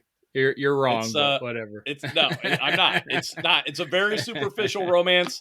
They're together because they're the leads of the movie. There is no actual chemistry other than everybody kind of has chemistry with Keanu Reeves because he's just such a nice guy. So I'm pretty sure Keanu Reeves and I could do like Brokeback Mountain 2 and it would be totally believable just because Keanu Reeves is amazing. So no, coming to grips with oh my God, is he the one? Do I love this guy? And it's all came together, and she saves him out of the helicopter, or he saves her out of the helicopter, and she looks at him for that time. It's like, oh my God, this is No, that happening. wasn't. Yeah, it's great. You know it when you Rob find is it. just staring and blinking. He's like, whatever, I'm done. Yeah. Done with this conversation. It's so great. Steve forgets that like we all three lived together when The Matrix came out in theaters, when it came out in home video, and we watched it every day. And at no point was Steve just like tearing up over the romance. We just watched the same fight scenes over and over. We would just skip. We were like chapter 11, chapter 13. We would know what scenes to go to. At no point was he like, "What? Look at 10 years. It was 10 years. He never said anything about the romance. It was in The Matrix. It was a different time back then. I had to hide my feelings. I had to go into the room and cry, and then come back out, and then be like, "All right, I'm a masculine man. I'm a masculine man." That is utter bullshit, because you used to play Dave Matthews Band all the time, and Shania Twain. You never hid your feelings. So I cried at that. Everything that Shawn didn't like, I cried at. What are you talking about? I didn't like. Dude, I'm fucking around. I'm just kidding. I'm aware. I made all that. Do you know? I can play along. I can. It's conversation. It's entertainment. We're trying to be entertaining. It's a podcast. So once again, the best part of the Matrix, after the love story, is the fighting. Yes. All right, you're fired. Like you're off the show. Fucking done with you and your fucking Matrix bull. The romance. I love that he gets a movie full of romance. He's like, oh, this is terrible. Once again, I don't know about Resurrections was great. They got together, and I was like, awesome. Here it is. And then they didn't do any action. What underdelivered? What segment underdelivered that made you hate the movie? I said it was more about action than the love story. Okay. But you're saying it's not about the love story at all, and that's not right. I'm saying the love story doesn't. I mean, you said it was superficial. Emotional beats to it. It has emotional beats to it that absolutely hit home and make me tear up. Thank you. But it doesn't mean it's like a well-developed love story. No, it's the perfect developed love story. It's like, you like wearing black leather? I like wearing black leather. Let's hump. You like karate? I like karate too. Romance. It's their relationship, bro. And like Rob said, the ultimate thing. Most romantic thing ever. There's like 7 people on the ship, man. It's like my options are limited. Exactly. So yeah, it was like one of those love when you find shows we watch. It was like one of those reality shows we watch where people are just like, I found my lover out of these 12 random people that live here. I found my soulmate. Right. It was basically that level of romance is what was happening. Then she opened her mouth, and But yeah, that's basically the nature of their romance. All right, so let's move on to the comic book for this week, which is Invincible Iron Man, written by Warren Ellis, illustrated by Adi Grainov. Came out in 2005, 2006, around there, I believe. And this is what I wanted to tell you guys, and I don't know if you guys look stuff up about it, but so Adi Grainov, the artist, which art is amazing in this. You know the answer to that for me. Oh, you have to look stuff up. So what was cool for me is, so when they started putting trailers out for Iron Man, like 2007, 2008 or whatever, I immediately was like, I recognize that Iron Man suit style. Like it wasn't exactly pulled from it, but I was like, wow, they're really pulling from this Invincible Iron Man story, the Extremis story. And then I find out that Adi Grainov, like John, like you should do when you're making a comic book movie, like Jon Favreau was like, we got to get this guy to come on and consult and design, be a designer for us. And that's what they did. They went to Adi Grainov. They were like, dude, you got an awesome art style. And not only has he worked on Iron Man, but he's worked on the Avengers movies. He's done a bunch of artwork for Tool as well. He's done a lot of Tool posters and T-shirts and stuff since then. But he started off just doing comics. But this run of Iron Man really got people's attention, and it's also that whole superhero pose thing. Even though it had been done before, this was the guy that like popularized the superhero pose with Iron Man on one of the covers, basically, and that's why we see it so often now. And he'll tell you, he's like, I've seen it in anime, I've seen it here and there, but this was kind of like for the broader population. This is where it started, was with Adi Grainov and Iron Man. Why is it so hard for movie studios to go out and get the people that created or have them on as consultants? Like, why wouldn't you want that? Yeah, is that it? They just think they can do it better. Look at I Trump. think I have to agree with Rob. I mean, I don't have anything other than just what I've seen, but it seems like, and more recently it's gotten better, but especially back then, I don't think there was a lot of respect for comic book artists. I think you had or writers, and so you're like, oh, we'll hire a guy to write a script. You know, we'll hire a Hollywood, we'll hire a script writer. You got Even Hollywood's got good writers, you know, like Yeah. sitcoms and stuff like that. When you go to superhero, like, you know, it's a total different ball game. You know, that's why it's hard to do a superhero show on TV or in the movies. Like until Marvel, I mean, or until Batman, probably whatchamacallit, in the 89 Batman, it was hard to do a superhero movie and people couldn't write them. You know what I mean? And so Well, even if you go back to 89 Batman, like I guarantee if you talk to the comic book purists back then, which I was not yet, I didn't have access to comic books. They will tell you how terrible a movie that Batman is and how far removed from the comic books it is. And I can, I can see that point now because I've read all those comics.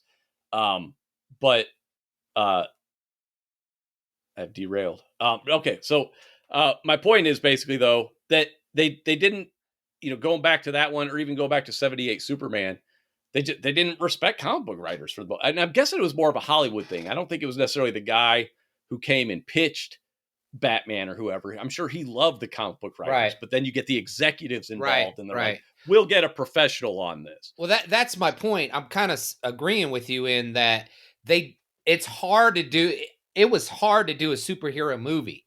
You know what I mean? And probably a lot of the reason why was they weren't getting the right people to do it.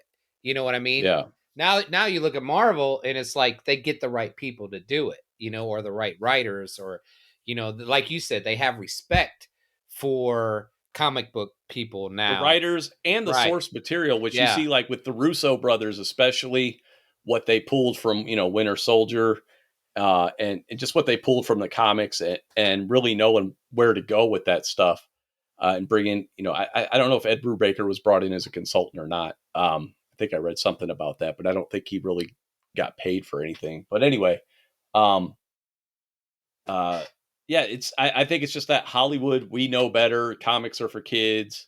And I think, but for me, the biggest example would be just like the two Punisher movies, where I'm just like, you could tell somebody glanced through a few issues and they saw some images they liked or whatever. And they're like, let's do that. And then chuck everything else. We'll get a professional in here.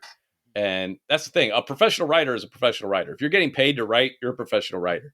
And that always pissed me off. And now it's cool is, a lot of the people that grew up my generation or even a little bit older, they grew up reading comics.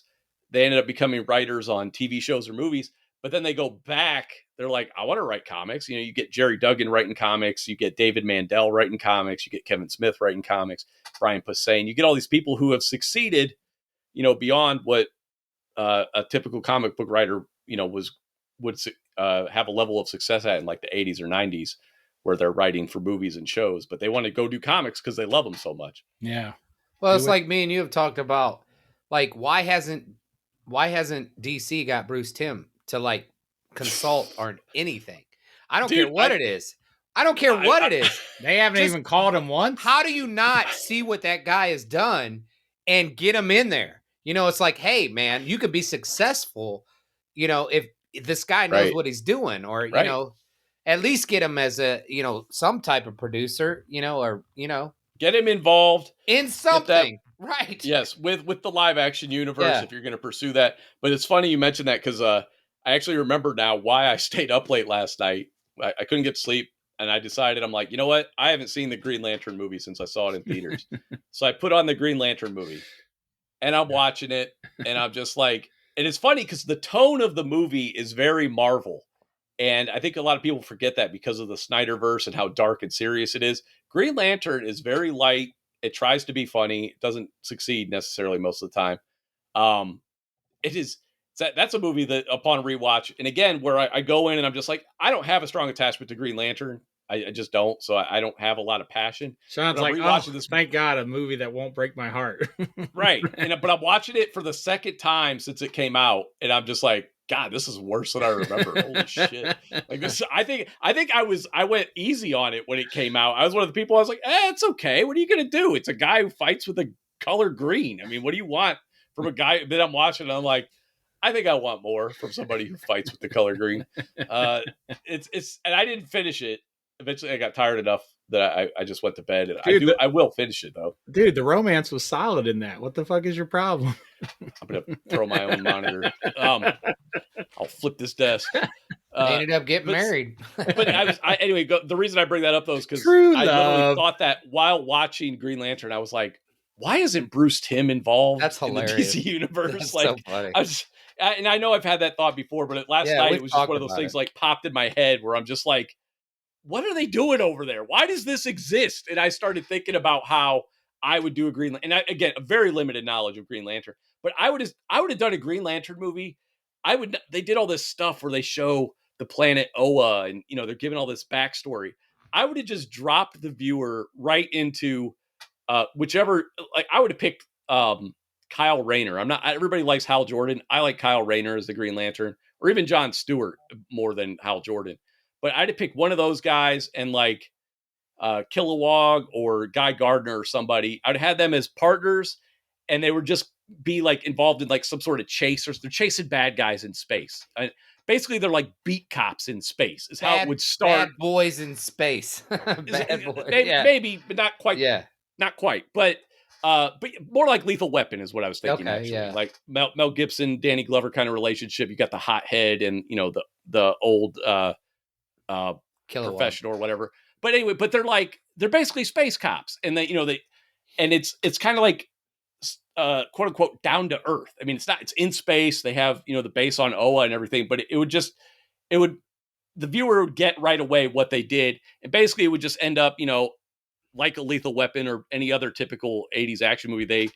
They end up coming across something that's way outside their pay grade, but they end up pursuing it anyway, kind of thing. I think that would have been a lot more fun, interesting. We don't need to and just go crazy with the special effects, with like what they do with the instead of doing a goddamn Hot Wheels racetrack. It's like, oh my god, yeah, dude. If they did or it even that way, Parallax, it's just like a blob. Right, it's just a blob. It's just a blob with a head, with the face. Shawn, if they did what you wanted, that would have taken away the 30-minute scene where he learns how to use his powers. that was unnecessary. So bad. I tell you that the only good thing about that movie is I liked Mark Strong as Sinestro. Yeah, I thought he was like, dude, that guy is Sinestro. He was great, but it's also funny because like you can't have Sinestro start off as a good guy in the movie. Like in the comics, maybe it was fine. But when you have a guy, first of all, his name is Sinestro. Yeah. Secondly, he has pointy ears. He's got the evil mustache and the evil eyebrows. And you're just like, oh, that's a bad guy. You know what I mean? Like, don't have him start as a good guy. We know where that's going. Yeah. Come on. Give us a little more. This isn't 1952. We know where this guy's going. His first dialogue was right. Basically. What's funny is like, I'm with you. I don't really care about Green Lantern, but I watched Justice League with Bruce Timm producing it and writing it or directing it or whatever. With Jon Stewart. Yeah. Jon Stewart. I didn't even know there was a Green Lantern Jon Stewart. I was like, oh, they got a different Green Lantern. And dude, I love that guy. I mean, because of Bruce Timm.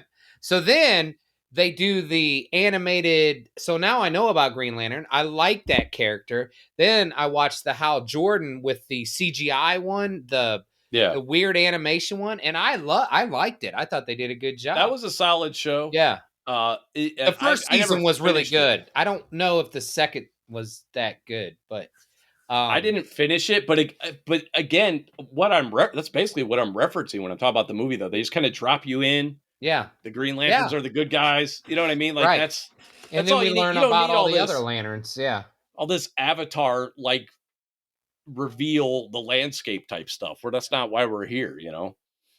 But man, we got way off of Iron Man, didn't we? So Invincible Iron Man. So you guys got to see, I assume you both read it. Yes. You could tell the influence it had on the MCU Iron Man, obviously Iron Man 3 storyline in general. But the way the suit got compacted at this point, and he was always talking about you got to bring my car, Yeah. and because he just had that giant Iron Yeah. Man suit basically. I But tell me what you guys thought of this whole storyline. thought it was pretty good. I like comparing it to Iron Man 3 because I actually liked. I didn't mind. I don't know if a lot of I like people Iron Man liked 3 a it. lot. I did too, especially when all those things come out at the end, which is nothing to do in this comic. But Yeah. so the characters, the names, I saw where they got the names. The only thing I didn't like was I don't know that they explained to me good enough. Like he got the Extremis, she shot him with the Extremis, and I didn't understand how that fused with his Iron Man capabilities. You know what I mean? I don't know. Maybe you guys could explain. It basically unlocked the blueprint for his body to get the Extremis to work with him. That way he could use that to make the suit smarter and faster. I got it mentally, but it just it was lacking. Well, see, I thought what I thought was, that's the thing too. When you're dealing with basically made up technology, I don't think you need to go into the science of it because first of all, there is no science because it's not real. They didn't. But the way I took it as when she shot him up, it was kind of I was thinking more like the nanobots. He kept talking about how he always had to wear that undersuit to interface, and now he could compact all that. He got rid of all that bulk and undersuit. Now it's just basically part of his his actual physical neurological makeup, and so he could interface directly with the suit just by thought and touch. I'm fine with that, but like how it just didn't. I didn't see how the technology blended with him. I get how Extremis worked. You know what I mean? Where it reworked his body. But did he like? Okay, maybe they did mention. Now that I think Maya recoded it. No, I think he said he did. He put something else in it while she was out. He recoded it for. So he she went out of the room. He put what he needed in there to okay, maybe to interface directly with the Iron Man suit. Yeah, and so that way he could have faster response because she had the biology and he had the technology. So yeah. It was this is another I definitely magnetic shield versus strap shield conversation. Basically, it doesn't matter. I know, but sometimes I focus on the details, bro. Don't get them started on the strap. I just watched Winter Soldier, dude. Strap is so goddamn obvious. Yeah, I definitely like nanobots better. What do you guys think?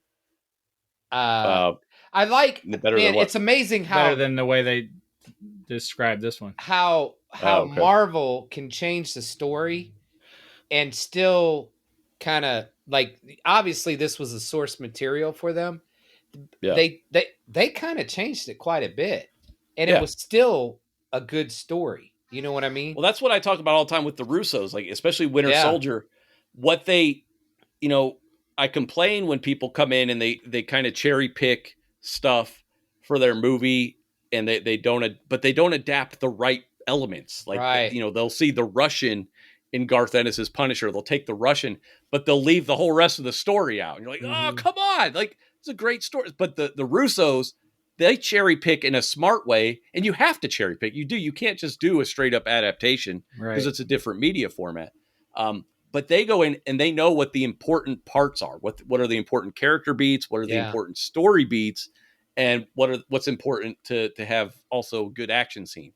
So they could actually see that because they're comic book guys. They like comics. Dude, see, you saying this, that is exactly like this story is so much more dialogue and slower than the movie. Yeah. I mean, the movie's got an insane amount more action than this comic does, which is, where you took the right amount. Yeah. And you made it a superhero movie. I like what Shawn's saying, how they keep the key parts, but they switch them around, they make them different. Like, with Maya being the villain or whatever in the movie. And I liked how, in the fight scene, was she was a villain in this too. She was a villain in the film. Yeah. Yeah. In both versions. In this one, she was the main villain. That's the only difference. Yeah. Cause in the beginning, Killian or Aldrich Right. killed himself real quick. Right. Right. But I like the fight scene with the Extremis guy, you know, and how oh, it's brutal. Yeah, how beat Yeah. up Tony was, you know, kind of like Broke his leg, dude. His When he broke his fingers. leg, I was like, oh god, I feel that. And I love how he mentions that the suit has like, you know, painkillers in it, so whenever he gets hit. But yeah, he got really beat up in Iron Man 3 too, you know. So I Dude, really they showed his fingers all mangled. right, Oh, he had yeah. broken I was fingers. like, oh. And then they man. showed the Extremis working and his fingers straightening out and everything, how the body was repairing itself. And I thought that was pretty cool. And they had, you know, a lot of technology, you know, like they kept showing the chip inside his arm so he could open, you know, his cases, like his Iron Man case and stuff. That was pretty cool. So the artwork, very unique. It's got that that like I don't know how to it's in explain between like a comic and like a real photo, you know, it's like somewhere in between. Yeah. And I don't always like this style either, but I thought it was colorful enough that I thought it was okay. Mm-hmm. Yeah. What'd you guys think of the Sal character, their buddy? They kind of Who? Sal, the guy they talked to about the DMT and the mushrooms. Remember that guy? Oh, that guy. Yeah. That was a fun conversation. I don't know what that was about. He kind of got him on the same page, you know. I thought that was interesting. But yeah, the Extremis, the whole Extremis, villain, you know, this is very reminiscent of the movie. I thought it was pretty good. Dude, breathing fire. The actor that played that one Extremis guy, man, that looked a lot like the guy from the comic. Did he not? Yeah, he did. You know what I'm talking about? You know which character? Yeah. Yep. The bow-legged one? Head. No. the guy with the short hair. Yeah. I haven't seen Iron Man 3 in a while. I don't remember. So yeah, this whole story is essentially just about how Tony uses biology along with technology to enhance his Iron Man capabilities. And you see also in the comic that Iron Man is still, you know, it's a secret identity. It's still Tony Stark's bodyguard in most people's mind. But basically, I mean, that's kind of, it's 6 issues long, and it's a good story because, you know, you see the technology that he uses, how it's used for evil. You get this like white supremacist dude. You get that whole conversation where he has with that chick where she's like, he just chops her head off or what, tears her head off. Yeah, because it's just like one page, you know, worth of comics, and at the end she's decapitated. I was like, that escalated quickly. She's anti-white supremacist or whatever. And he's like, well, I'm not down with that. So yeah, he's like, he's a homegrown terrorist using this technology. And again, this is 2005, 2006. So before maybe a lot more people saw this coming before we did, but smarter people than us saw this coming, Warren Ellis and whatnot. But yeah, it's basically just a foundation so that he can have faster access to his armor and it can work better and whatnot. It's kind of what it culminates in, but it's a tight little story. It wraps up nicely. And it's just kind of a way to set up a new Tony Stark where, you know, he can like summon his armor. And again, when you go to Iron Man 1 and 2, you see that evolution as well. Not the same way, but you know, he's got Jarvis or whatever that can make his armor come flying, or in Avengers when, you know, a suit just assembles on him and stuff, or this case that was in Iron Man 2. There's all these little nods, to it that I like. It's told really well. They have the Jensen character too. They shoot back to that. I think, did they call him Henson in this though? I thought they called him like Yo Henson or something. I couldn't remember. Asian. Okay, yeah. Because the original Iron Man story is he was like shot down in Japan or something, or no, maybe it was China. I forget. But he wasn't in. You know, they updated it and made it the Middle East for the movie. Okay. So when that happened, it was like I said, I think it was China, maybe it was Japan. So you had like Asian characters. So I think that's why they changed it. That was good to see. That's, you know, in the comics, because that was a pivotal scene in the beginning of that movie. You know, that whole interaction between him and Tony Jensen. Mm-hmm. Yeah. And I like you were saying, like everybody, you know, in this comic, they're like, oh, Iron Man is Tony Stark's bodyguard or whatever. Like when I was reading it, I didn't know that nobody knew he was Iron Man. I just assumed everybody knew he was Iron Man when I started reading the comics. But that was pretty cool. That was a choice they made for the movie that I found, like when I saw the movie, that like blew my mind. When he's like, I am Iron Man. Yeah. And I see, reading this comic about that later. Jon Favreau was like, they kind of just did that on the spot. Like that was kind of improvised from what I remember reading, is that they like initially, I don't think they were going to do that. And they're like, you know what? Fuck it. Yeah. Tony Stark would be like, yeah, I am Iron Man. Yeah. That's what I'm saying. It fits his character. Exactly. I mean, he's arrogant. So, I mean, Yeah. That would be like, fuck you, I'm Iron Man. Right? Yeah, reading this comic made me really appreciate that last scene in Iron Man. Yeah. They went a different way and it worked out. And that's the thing. Like, I'm not, as a comic fanboy, I'm not asking for direct adaptations. I used to think I was, because I saw how terribly they would go, like when they would do the Punisher movies. But when I see how you can adapt source material in a way that fits the new format, and it's faithful to the important parts, the character, the events, and and the costuming and stuff too, which is important as well. You still got to tell a story. Yeah, and you have all these great stories that already exist. That's what always kills me, and why they can't get a Punisher anything right. And the TV series is probably the best thing, and it's still not good. It's still not. Yeah. There's like scenes here and there where I'm like, yes. And then the most of it, I'm just like, this is not how Frank Castle behaves. Dude. Like, Frank Castle is Jason Voorhees. Like, he's not having conversations. Like, he has cut off his human side. Like, that's gone for him. That PG-13 comic we read was like, you could take that right out of the comic and you could make it PG-13 and it could still be the Punisher. Would you? Do you think?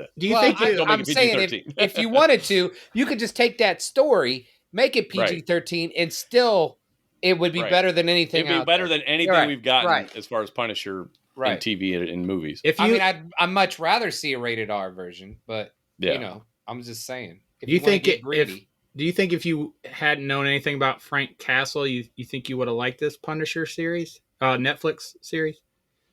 It's hard because I've been a Punisher fan since like the 80s. It's like one of the first comics I remember getting up my hands on the school bus to fucking Mayfair Junior Academy. Somebody had a copy of Punisher #1 of the Unlimited series, and they let me borrow it, and I never returned it. And so it's hard for me to like step out of that. But I think if I had no prior knowledge of the Punisher other than he kills criminals, I probably would have enjoyed it more. Mm-hmm. And again, there's scenes and episodes I really like, and I like John Bernthal as the Punisher. I think he's great.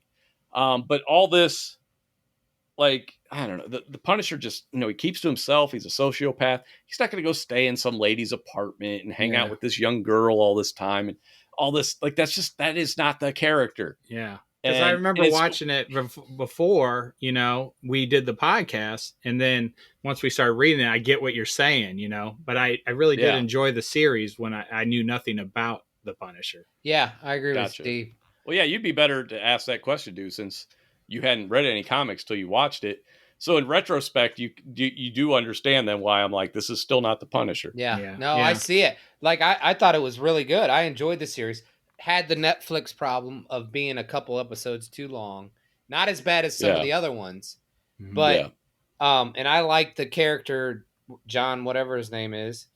John Bernthal. But now that I've read the comics, even though I like John, I think they should have got a bigger dude. I see the Punisher as like a big dude, like the dude that played him in the one movie. That seems more like the Punisher. Not the Jane. Oh, guy. That dude looked straight out of the. Yeah, the one in Punisher. Like now that I've seen the comics, I'm like, that dude looks like the Punisher. Movie sucked. Yeah, but that guy looked like the character of the Punisher. Mm-hmm. But that kind of ruined. I mean, I could see where you're coming from now. Well, you've got to have. Are you hopeful at all now that they, Marvel? Who owns the rights to Marvel? Right? Well, they're in the MCU. Yeah. Maybe it'll be the rated R. I have no idea right now. I don't even know if they're gonna. I feel like especially now with what we're getting in Disney Plus, I don't even see a reason why they would touch any R-rated characters at this point. I think they're doing so successful with their 4-quadrant TV shows that why would they risk it? And that's the thing too with Deadpool. We're told there's going to be an R-rated Deadpool, but I'm still at a point where I'm like, I'll believe it when I see it when it comes out. Like I feel like they're going to have to create a new production studio. Like they used to have Touchstone Pictures and Hollywood Pictures. Those were all owned by Disney. Yeah. And what I would love to see them do, what I would absolutely fucking love, and I thought about this the other day, is if they literally just had Marvel Max. You know, they adopt that line from the R-rated comics, and they have that separation. You have Deadpool and Punisher and Deathlock and whoever over there with the R-rated stuff, and the Marvel Max label tells parents, this is not for your Spider-Man kid. this is Disney Plus X. Right. So, Disney Plus Max. Well, they already have the parental controls on there, but I just mean like if they're going to put movies in theaters, could, first and do a press release about it, make it very obvious. Obviously, an R rating will give it away, but just so you have that obvious separation. This is Marvel. This is Marvel Max. Marvel Max is not for my youngsters. Yeah. So what happened to Star Wars, man? So, what do you mean? It's like I forgot about Star Wars.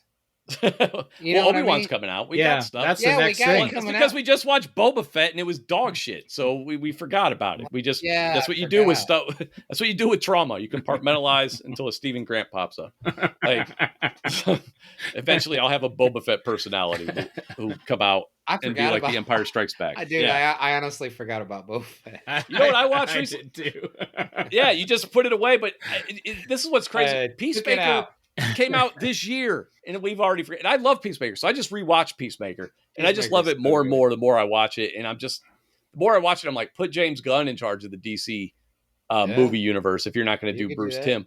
I love that fast-paced, witty dialogue. Like I could listen to shit like that all the time. Yeah. Man. Well, I was rereading some Lobo stuff, and I'm just like, my God! After watching Peacemaker, please let James Gunn do Lobo. Please, an R-rated Lobo movie. Like that would be fucking amazing. It would be so violent, over the top.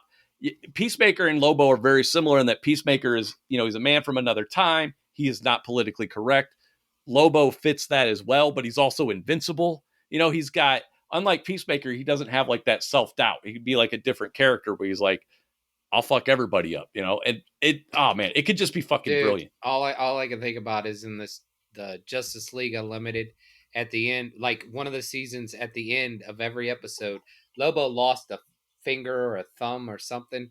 And after every episode after that, they show his thumb and then they show it decaying and then they show a little Lobo. Oh my God. It's like fucking five, like at the end of the, when the credits are rolling, they just show a still of that, and it's, oh God, it's so well done. Dude, but they could have Superman in it because he's always fighting Superman and stuff. They could show Superman get his ass kicked. That would be hilarious. There was a DC animation with Lobo where he fights Lobo. I forget what it was. Yeah, that was a Superman. I forget what it was called too. It was one of the it's like Superman Unbound or something like that. How can they screw up the live action so well when they do such a great job with the animation stuff? Now whoever's in charge now, since whatever happened with the AT&T. Discovery owns the DC now, so they got a new guy that's coming in, but it's not Bruce Timm. Here's the thing, though. He wants to do something with he thinks that, from what I've read, he thinks that they are not using their DC properties well, and he is correct. Yes, and he would like to do something about that. So maybe, that's promising. Maybe we'll get something moving forward with some coherence and connectivity. I still want to see Batman left out of it, but a Lobo movie would be a great start, man. Just scrap Aquaman 2, get Jason Momoa as Lobo. Jason Momoa is Lobo. Like, he just is. He is so perfect. He's into heavy metal. Like, I follow him on social media. He fucking loves Pantera. He loves Slayer. And I'm talking loves. Like, he's not just one of those guys, like, oh, yeah. No, he's a fucking metalhead. And he's ripped. He's got the long hair. Dude, he rides motorcycles, too. Yeah, he is Lobo. He is, and and I think I told you this before, but when he first got a call from DC, I read an interview where he's like, I thought they were calling me to play Lobo, but they asked me to play Aquaman. And like, even Jason Momoa was like, Lobo? And they're like, no, Aquaman. And I'm like, oh, Isn't Aquaman 2 already filmed? I don't know if I think it might be in the can or it's filming. I don't know. Dude, what's funny is whoever was doing the movies for DC probably was like, who's Lobo? You know, right, exactly. Like what's a Lobo? Yeah, the live action people don't know anything. They don't know what DC. the fuck they're doing. Yeah. No. They're like, oh, we'll make Aquaman badass. Like, no, don't do anything with Aquaman. Just no one cares about Aquaman. There's no Aquaman fan base. To this day, I've never seen anybody in an Aquaman shirt. I see Green Lantern shirts. Don't say you saw someone. Did you? No. Underoos. I had Aquaman underoos. And those are the ones I told that story like. too. That's part of the reason. We all did. Yeah. Well, I think that's why I hated Aquaman is because I wanted Spider-Man underoos and I got Aquaman underoos. Because I like From green. that point on, I branched off and I went dark and I was just like, you think Aquaman is the same as Spider-Man? Like, I thought Rob said he was good. I thought Batman, he was about to I had saw the somebody. Batman, the Superman, the Aquaman, and I think that's it. I don't remember anything else. I had Superman. I don't know if I had Batman, but I know I had Superman. I had Hulk. I had Spider-Man. And I had fucking Aquaman. I didn't have Hulk. I don't think I had Hulk. So I had a lot of Hulk ones. The Hulk ones were lame because I think I did have a Spider-Man. Spider-Man was cool because it was like blue with the red thing on, but like the Hulk one was literally a white shirt with a picture of the Hulk on it. I don't think I had. It wasn't a green. It was so lame, and it's funny. I had two different sets, and I remember one of them had a big picture of the Hulk, and the other one had a little picture of the Hulk. I'm like, this doesn't seem like a good costume. Now, like they'll just have like the kids' underwear, like when Aiden was in Laura, they'll just have like tons of pictures on the underwear. Yeah, you know, like back then, it's like when you were. And in your underwear, you're like, "Oh, dude, I'm a superhero." You know, all you needed was a fucking cape, you know, or something. I'd put on a towel. I always had a towel. And you're running around in your goddamn Superman. Underwear. Yeah, exactly. It was awesome. It was fantastic. And it was a cheap way for like poor people to enjoy superheroes. Right. You know what I mean? Because it's like just buy them a pack of underwear. But even the costumes back then, they were worse than I think underoos were better than the costumes because the costumes were vinyl, and they did the same thing. They just put a picture. They literally put like. I remember I had a Thing costume and we went to, I don't know, I can't remember the kid's last name, but Rob, he was in your grade. He was a kid named Elliot. I don't know if you remember. Elliot Perry. Elliot, he was like, if I had an arch enemy, that was him. Oh, really? Yeah. I didn't know that. Yeah. But this must have been like before my mom. I shouldn't say arch enemy, but kind of like, I don't know. I didn't know him that well. He's 3 or 4 years older than me, 5 years older. So, but I remember he had a Halloween party one year and my mom got me a Ben Cooper Thing costume and I didn't know who the Thing was yet. Like I was a little kid and I learned he was in the Fantastic Four and all this stuff, but it was literally like, had the mask with the plastic strap with barely any holes to breathe out of. The one staple. The eyes were like this big. The holes. The eyes were like slits. Oh, really? The eyes were like I was like couldn't see shit. You couldn't see or breathe. Right, exactly. And then the Thing was it was a picture of the Thing, like, and then it said the Thing. Oh wow! And I'm like, I don't know what this is, but cool. And but I remember going to a Halloween party. I remember we went over there a couple other times, but I remember again he had like an Atari or something. I remember playing Zaxxon over there. And like those are my memories of that person. It always has to do with like comic books, video games. When we were younger, me and him got along, but as we got older, I didn't mean to bring up a touchy subject. Yeah, I want to dive into this. What the hell happened with you and Elliot? Like, nothing. When we were younger, like we used to go over to his house and stuff. But then I think we were competing for girls. I think, and growing up in Mayfair, there wasn't, I mean, there's right. So he took your girl, got it. No, he didn't take it. I just think there was that competition. I think as we got older. I'm glad you guys actually got to enjoy Halloween. By the time I got old enough, it was the devil. You never got to trick or treat? No, dude, I didn't trick or treat. Oh, wow. Dude, I didn't trick or treat until I was working at one of the restaurants I worked at. I was like 24. It was like my first your mom wouldn't let you trick or treat until you were 24. Is that what you're trying to tell me? No, I'm saying like there's a 6 year period. No, I'm saying because I was never allowed to trick or treat, like it really didn't interest me. Like even when I was older, I was like, should I dress up? I don't know. I was like, I only did it because I had never dressed up before. I was like, fuck it. So yeah, like it was. I had a few good Halloweens. And the one I remember, I think possibly the last. Maybe I don't know if it was the last one, but I was in first grade. I was at Cyberline Elementary School, and my grandma made me a Yoda costume. Like we bought the Yoda mask, which again was the Ben Cooper 2 staple, barely breathe and see out of. But the costume was fabric, and they gave me a cane and everything. Like she made me, and I fucking loved being Yoda that year. Rob would always show me pictures of like, this is the costume that Mom and Dad made for me. Dude, that's so funny. I was like, that's the only costume I remember wearing was my Luke Skywalker. I was like, I went to barber. I think I was in first grade. I don't know. What is either 1 or 2 because that's when I went to barber. And yeah, Luke Skywalker costume. My mom made the freaking with the white and the like brown, dude, Mom got out the fucking sewing machine and made him a costume. This was before they had lightsaber swords. So I had one of those plastic pirate swords from like SeaWorld. And it was like broke, and we put like aluminum foil over it.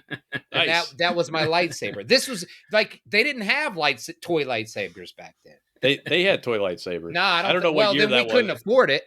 I was gonna say I remember seeing them at Dude, the this mall, is like and I wanted one so bad. 78. Oh, well, I don't have memories 79? from 78. I'm talking about like the 80s. They had Dude, lightsabers by then. I'm talking like the year Star Wars came out. You know what I mean? Yeah, dude. Gotcha. Like she flipped I'm the talking switch that though. Halloween. Mom so flipped 78. Mom flipped the switch. She made you costumes, and I asked her, and she's like, "No, Satan." Oh no, it was actually Like, it was what? actually that was when they became Seventh-day Adventists. I know. Yeah, It was actually that year. I think so. I remember because having these were fun and such then not a- having fun. Yeah, because I went from eating pork and dressing up as Luke Skywalker to like, oh no, we can't do that anymore. Like what? I can't have pepperoni? What? dude. Yeah, the 80s were wild. I love that there's so much information out there now that people like. I know there's still like cults and sects who actually do stuff like that, but it's not nearly as widespread. I don't think the satanic panic is over, is what I'm trying to say. Oh But god, it was that in full was effect bad. back then, though. Yeah. Is it over though? I don't know. A lot of people. Well, yeah, it's coming back. taking a different shape. It's Taking a coming different back. shape now. Now, like wanting to help poor people and get healthcare as Satan somehow. I don't know how that happened. Like, I'm pretty sure like Will Smith just slapped someone and they're like, well, the devil made him do it. So what are you going Right, to do? yeah. What are you going to do? Right. It was the devil. The devil did that. Did you see what the devil made him do? It happens when you let the devil in. Like, fuck accountability. It was Satan. Right? Pass the blame to a non-existent person. There's a photo of my costume. I'll see if I can find it. I'd love to see that. I remember seeing it. It was awesome, dude. It was awesome. And like, I love like the same thing. Like my grandma made like busted out the sewing machine, and Isn't that funny? it was just like a brown robe and like a brown shirt, and Yeah. I probably had jeans on. I probably didn't have any special pants on or whatever, but But she made the thing for me. Isn't that hilarious? Of like all our costumes, those are the ones we remember where somebody handmade them. Oh well, those were the best ones. And I Yeah. remember the crappy ones too, but I remember Yoda because I really got to pick who I got to be. Obviously, I didn't pick the thing. I feel like we got at the last minute, we got invited to a party, and my mom was like, went to the fucking Revco and just grabbed whatever was on the fucking shelf. Boy costume, girl costume, put them on. And Nailed it. I didn't know what the thing was back then. I wasn't familiar with the Fantastic Four. Man. But I remember that costume though, because I remember that prompted my interest in finding out what the thing was. Obviously, I didn't have the internet, but I'm sure I saw a cartoon eventually that explained it. But yeah, I remember that. And then when I got to pick, I was like, I want to be Yoda. I fucking loved Yoda as a kid. And I remember first grade, I wore that costume when it wasn't Halloween. Like I just wore it around. That's awesome. Like, I just loved being Yoda. Yeah, I'm glad you guys had fun. It sounds awesome. Hey, you got kids now. You enjoy. I do. I really love Halloween. now. Isn't it great? It's and so you get this awesome. much cooler. Even the store-bought costumes are fucking fantastic compared to what we had on the shelves as kids. You know, they got whole stores dedicated to Halloween costumes now. And It's not just a picture of a Ninja Turtle. yeah, Like, I'm a Ninja Turtle. See, it says Ninja Turtle with the literally the logo of the whatever person you were going to be. You know, yeah. it was so stupid. I'm so excited to hear what they want to be too. You know, I'm like, I can't wait till the reveal. Like, what have you been liking this year, kids?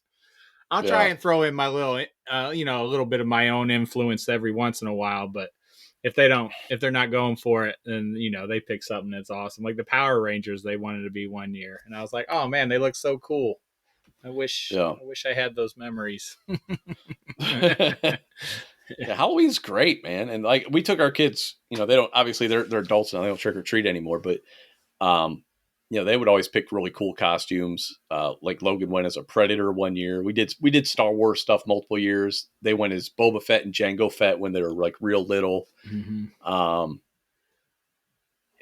I think Logan went as he went as Sub-Zero from Mortal Kombat. Mason went as the Joker. They went as Joker and Batman one year. At what age are you supposed to stop trick or treating? When your kids tell you they don't want to trick or treat anymore. Okay. Like, I don't. Logan quit before Mason, but Logan is a little bit older. But he was like, I'll just pass out candy. He's like, I don't like trick or treating. So if my kid's 24 and they're like, I want to go, I'm like, I should say something, right? Like, yeah, that's not hey, cool. If they're 24, it's not your responsibility. They can do it. Yeah, you're an adult. Right. It's not on you at that point. So. All right, so we covered. What are we giving this Iron Man? I really liked it. I give it 4 stars, man. I thought it was great. I give it a 3. I don't know if it's like 3 stars. Okay, and I'm a 3.5. So we all seem to like this one. I just think. I mean, what it produced, is just when you think amazing. I just like the whole story. I like you mentioned, and it's funny because I actually forgot about it, but I did really like the conversation with the guy about like DMT and talk about how it rewires your body and your brain and all that kind. I loved all that stuff. Yeah. I thought that was I loved the way Tony was portrayed. Like he you can't help but read it in Robert Downey Jr.'s voice. Right. But the lines also sounded like something that the cinematic Iron Man would say too. You know what I mean? Yeah. Like it just had that snappy witticism to it. I just loved every aspect. The art is fucking stellar. And for 6 issues, I thought it went pretty quickly too. It felt more like 4 issues. Yeah. Which is a compliment. So, all right, Steve, I believe, and I'm sure he's going to argue with me. So I'm ready. That you're supposed to pick our next comic book. What? I never said that. Yeah, no, I'm just playing. That's believable. I'm just playing. I believe you, dude. He's probably been the most stressed these last 2 weeks over picking this comic. I'm not stressed. I want you to like actually read something and like not. I want you to finish it. Not Rob, Shawn. Like I'm trying to get something. Dude, I'll finish whatever you pick. 20 freaking issues. Don't pick another. Don't pick like when I did that reading, Green Lantern. Oh my god. We're reading Flash issues 1 through 78. No, it's Jeff Johns' Flash Rebirth. It's only 6 episodes or issues. I said episode. Damn, Rob. Hanging out with Rob too long. It's only 6 issues long. What is it? The Flash Rebirth by Jeff. It is The Flash? Or Flash Rebirth, The Flash. I don't know. What year? I have no idea. It's Jeff. It's Jeff Johns. It pops right up on the DC Universe app. Okay, yeah. You say that now. Johns, Jons. Jeff is G. I know. Oh, well, shit. See, you lost me right like there. Jeffrey the Giraffe. Right. Yeah, I got you. Jeff, what? Johns, Jons. Yeah. And I think the artist is like Van Sciver or something like that. Ethan Van Sciver, who is, funnily enough, that guy is part of like Comicsgate. He's like very right wing. We'll just put it that way. Oh, really? Okay. Yeah. Well, that's fine. I don't care. I just whatever he is, I really like his artwork because the first issue has like my favorite art of the Flash ever. Like he's bent over and there's lightning all around him, and it's one of the first. He was a good artist. I don't know how he is now, but he did some Green Lantern stuff. I think he did some of the Green Lantern stuff that we read. And Yes. Jeff Johns is the guy who wrote the Green Lantern stuff that we did. So yeah. And these 6 issues, it introduces a lot of the Flash and the Flash family. It focuses on Barry Allen, which is like one of the, he's like the number one guy, And Okay. but they introduce all different, like Wally West. So, Wally West was he before or after Barry Allen? After. He's the third one. Okay. Yeah, there was. Okay. Yeah. Well, isn't there another Flash from the future? What's his name? Well, yeah, there's Reverse Flash. He's from the 20. No. There's a like a kid Flash. That's from Bart. That's Barry's grandson. Bart. Yeah. Okay. Yeah. Yeah. And then the old man is Garrett, right? Jay Garrett. Yeah, he's the first. So he's the Golden Age Flash. He's got the Flash wings. He's Rebirth, got the wings on his helmet. Issue 1 and 2. Yes, but it encompasses a lot of the Flash family and his villains. So I wanted to get something that I can get the most Flash out of Shawn in case we never read Flash again. So at least he'll get little bits and pieces of everything. So is this story? Is it a good story? Yeah, I enjoyed it. I just read. You also enjoy Moon Knight, so I don't know what that means. hey, I just got done reading a Warren Ellis Moon Knight series that I really enjoyed. So yeah, Jeff Johns. Not I like other creators a little bit more, but this isn't horrible. He was held in high regard for a while, and you'll see his name on DC movies, like I think he was a producer for a while, or executive producer. I think he was at least consulted with. Mm-hmm. But that's kind of the best DC has to offer over there. But they can't get Bruce Timm. They won't get Bruce Timm. Yeah, it just makes no sense. None. He's working on a new Batman cartoon though. Good. So I think it'll be out like next year on. I need a good Batman. Jeff Johns, guys, he's not great, but he's not horrible either. Like I liked him better than Joshua Williamson was on the latest run of the Flash. They got somebody new now. He just finished not too long ago, but I really enjoyed this series. So I don't think you'll enjoy it as much as me, but I hope you get through it. All right, so Flash Rebirth, the first issue, and it's got a great love story. Iris is in it. Mm-hmm. Yeah, Iris is in it. Pretty much everybody's in it. That's why I wanted you guys to read it. All right. So that's our comic for next week. I'm excited. No, 2 weeks. 2 weeks, whatever. Next week is Darkman. Yes. Next week. Anybody watch Darkman yet? Not yet. I can't wait. No. It's been so long. It's been a long time. But I remember that movie, which is weird. Yeah. Yeah. Well, it was unique. It is a unique movie. So, all right. Well, let's wrap it up, and we'll be back next week with Darkman. All right. I'm going to go put on some leather and have sex with my wife. See you guys. Oh, my God. What? Why would you end the show like that?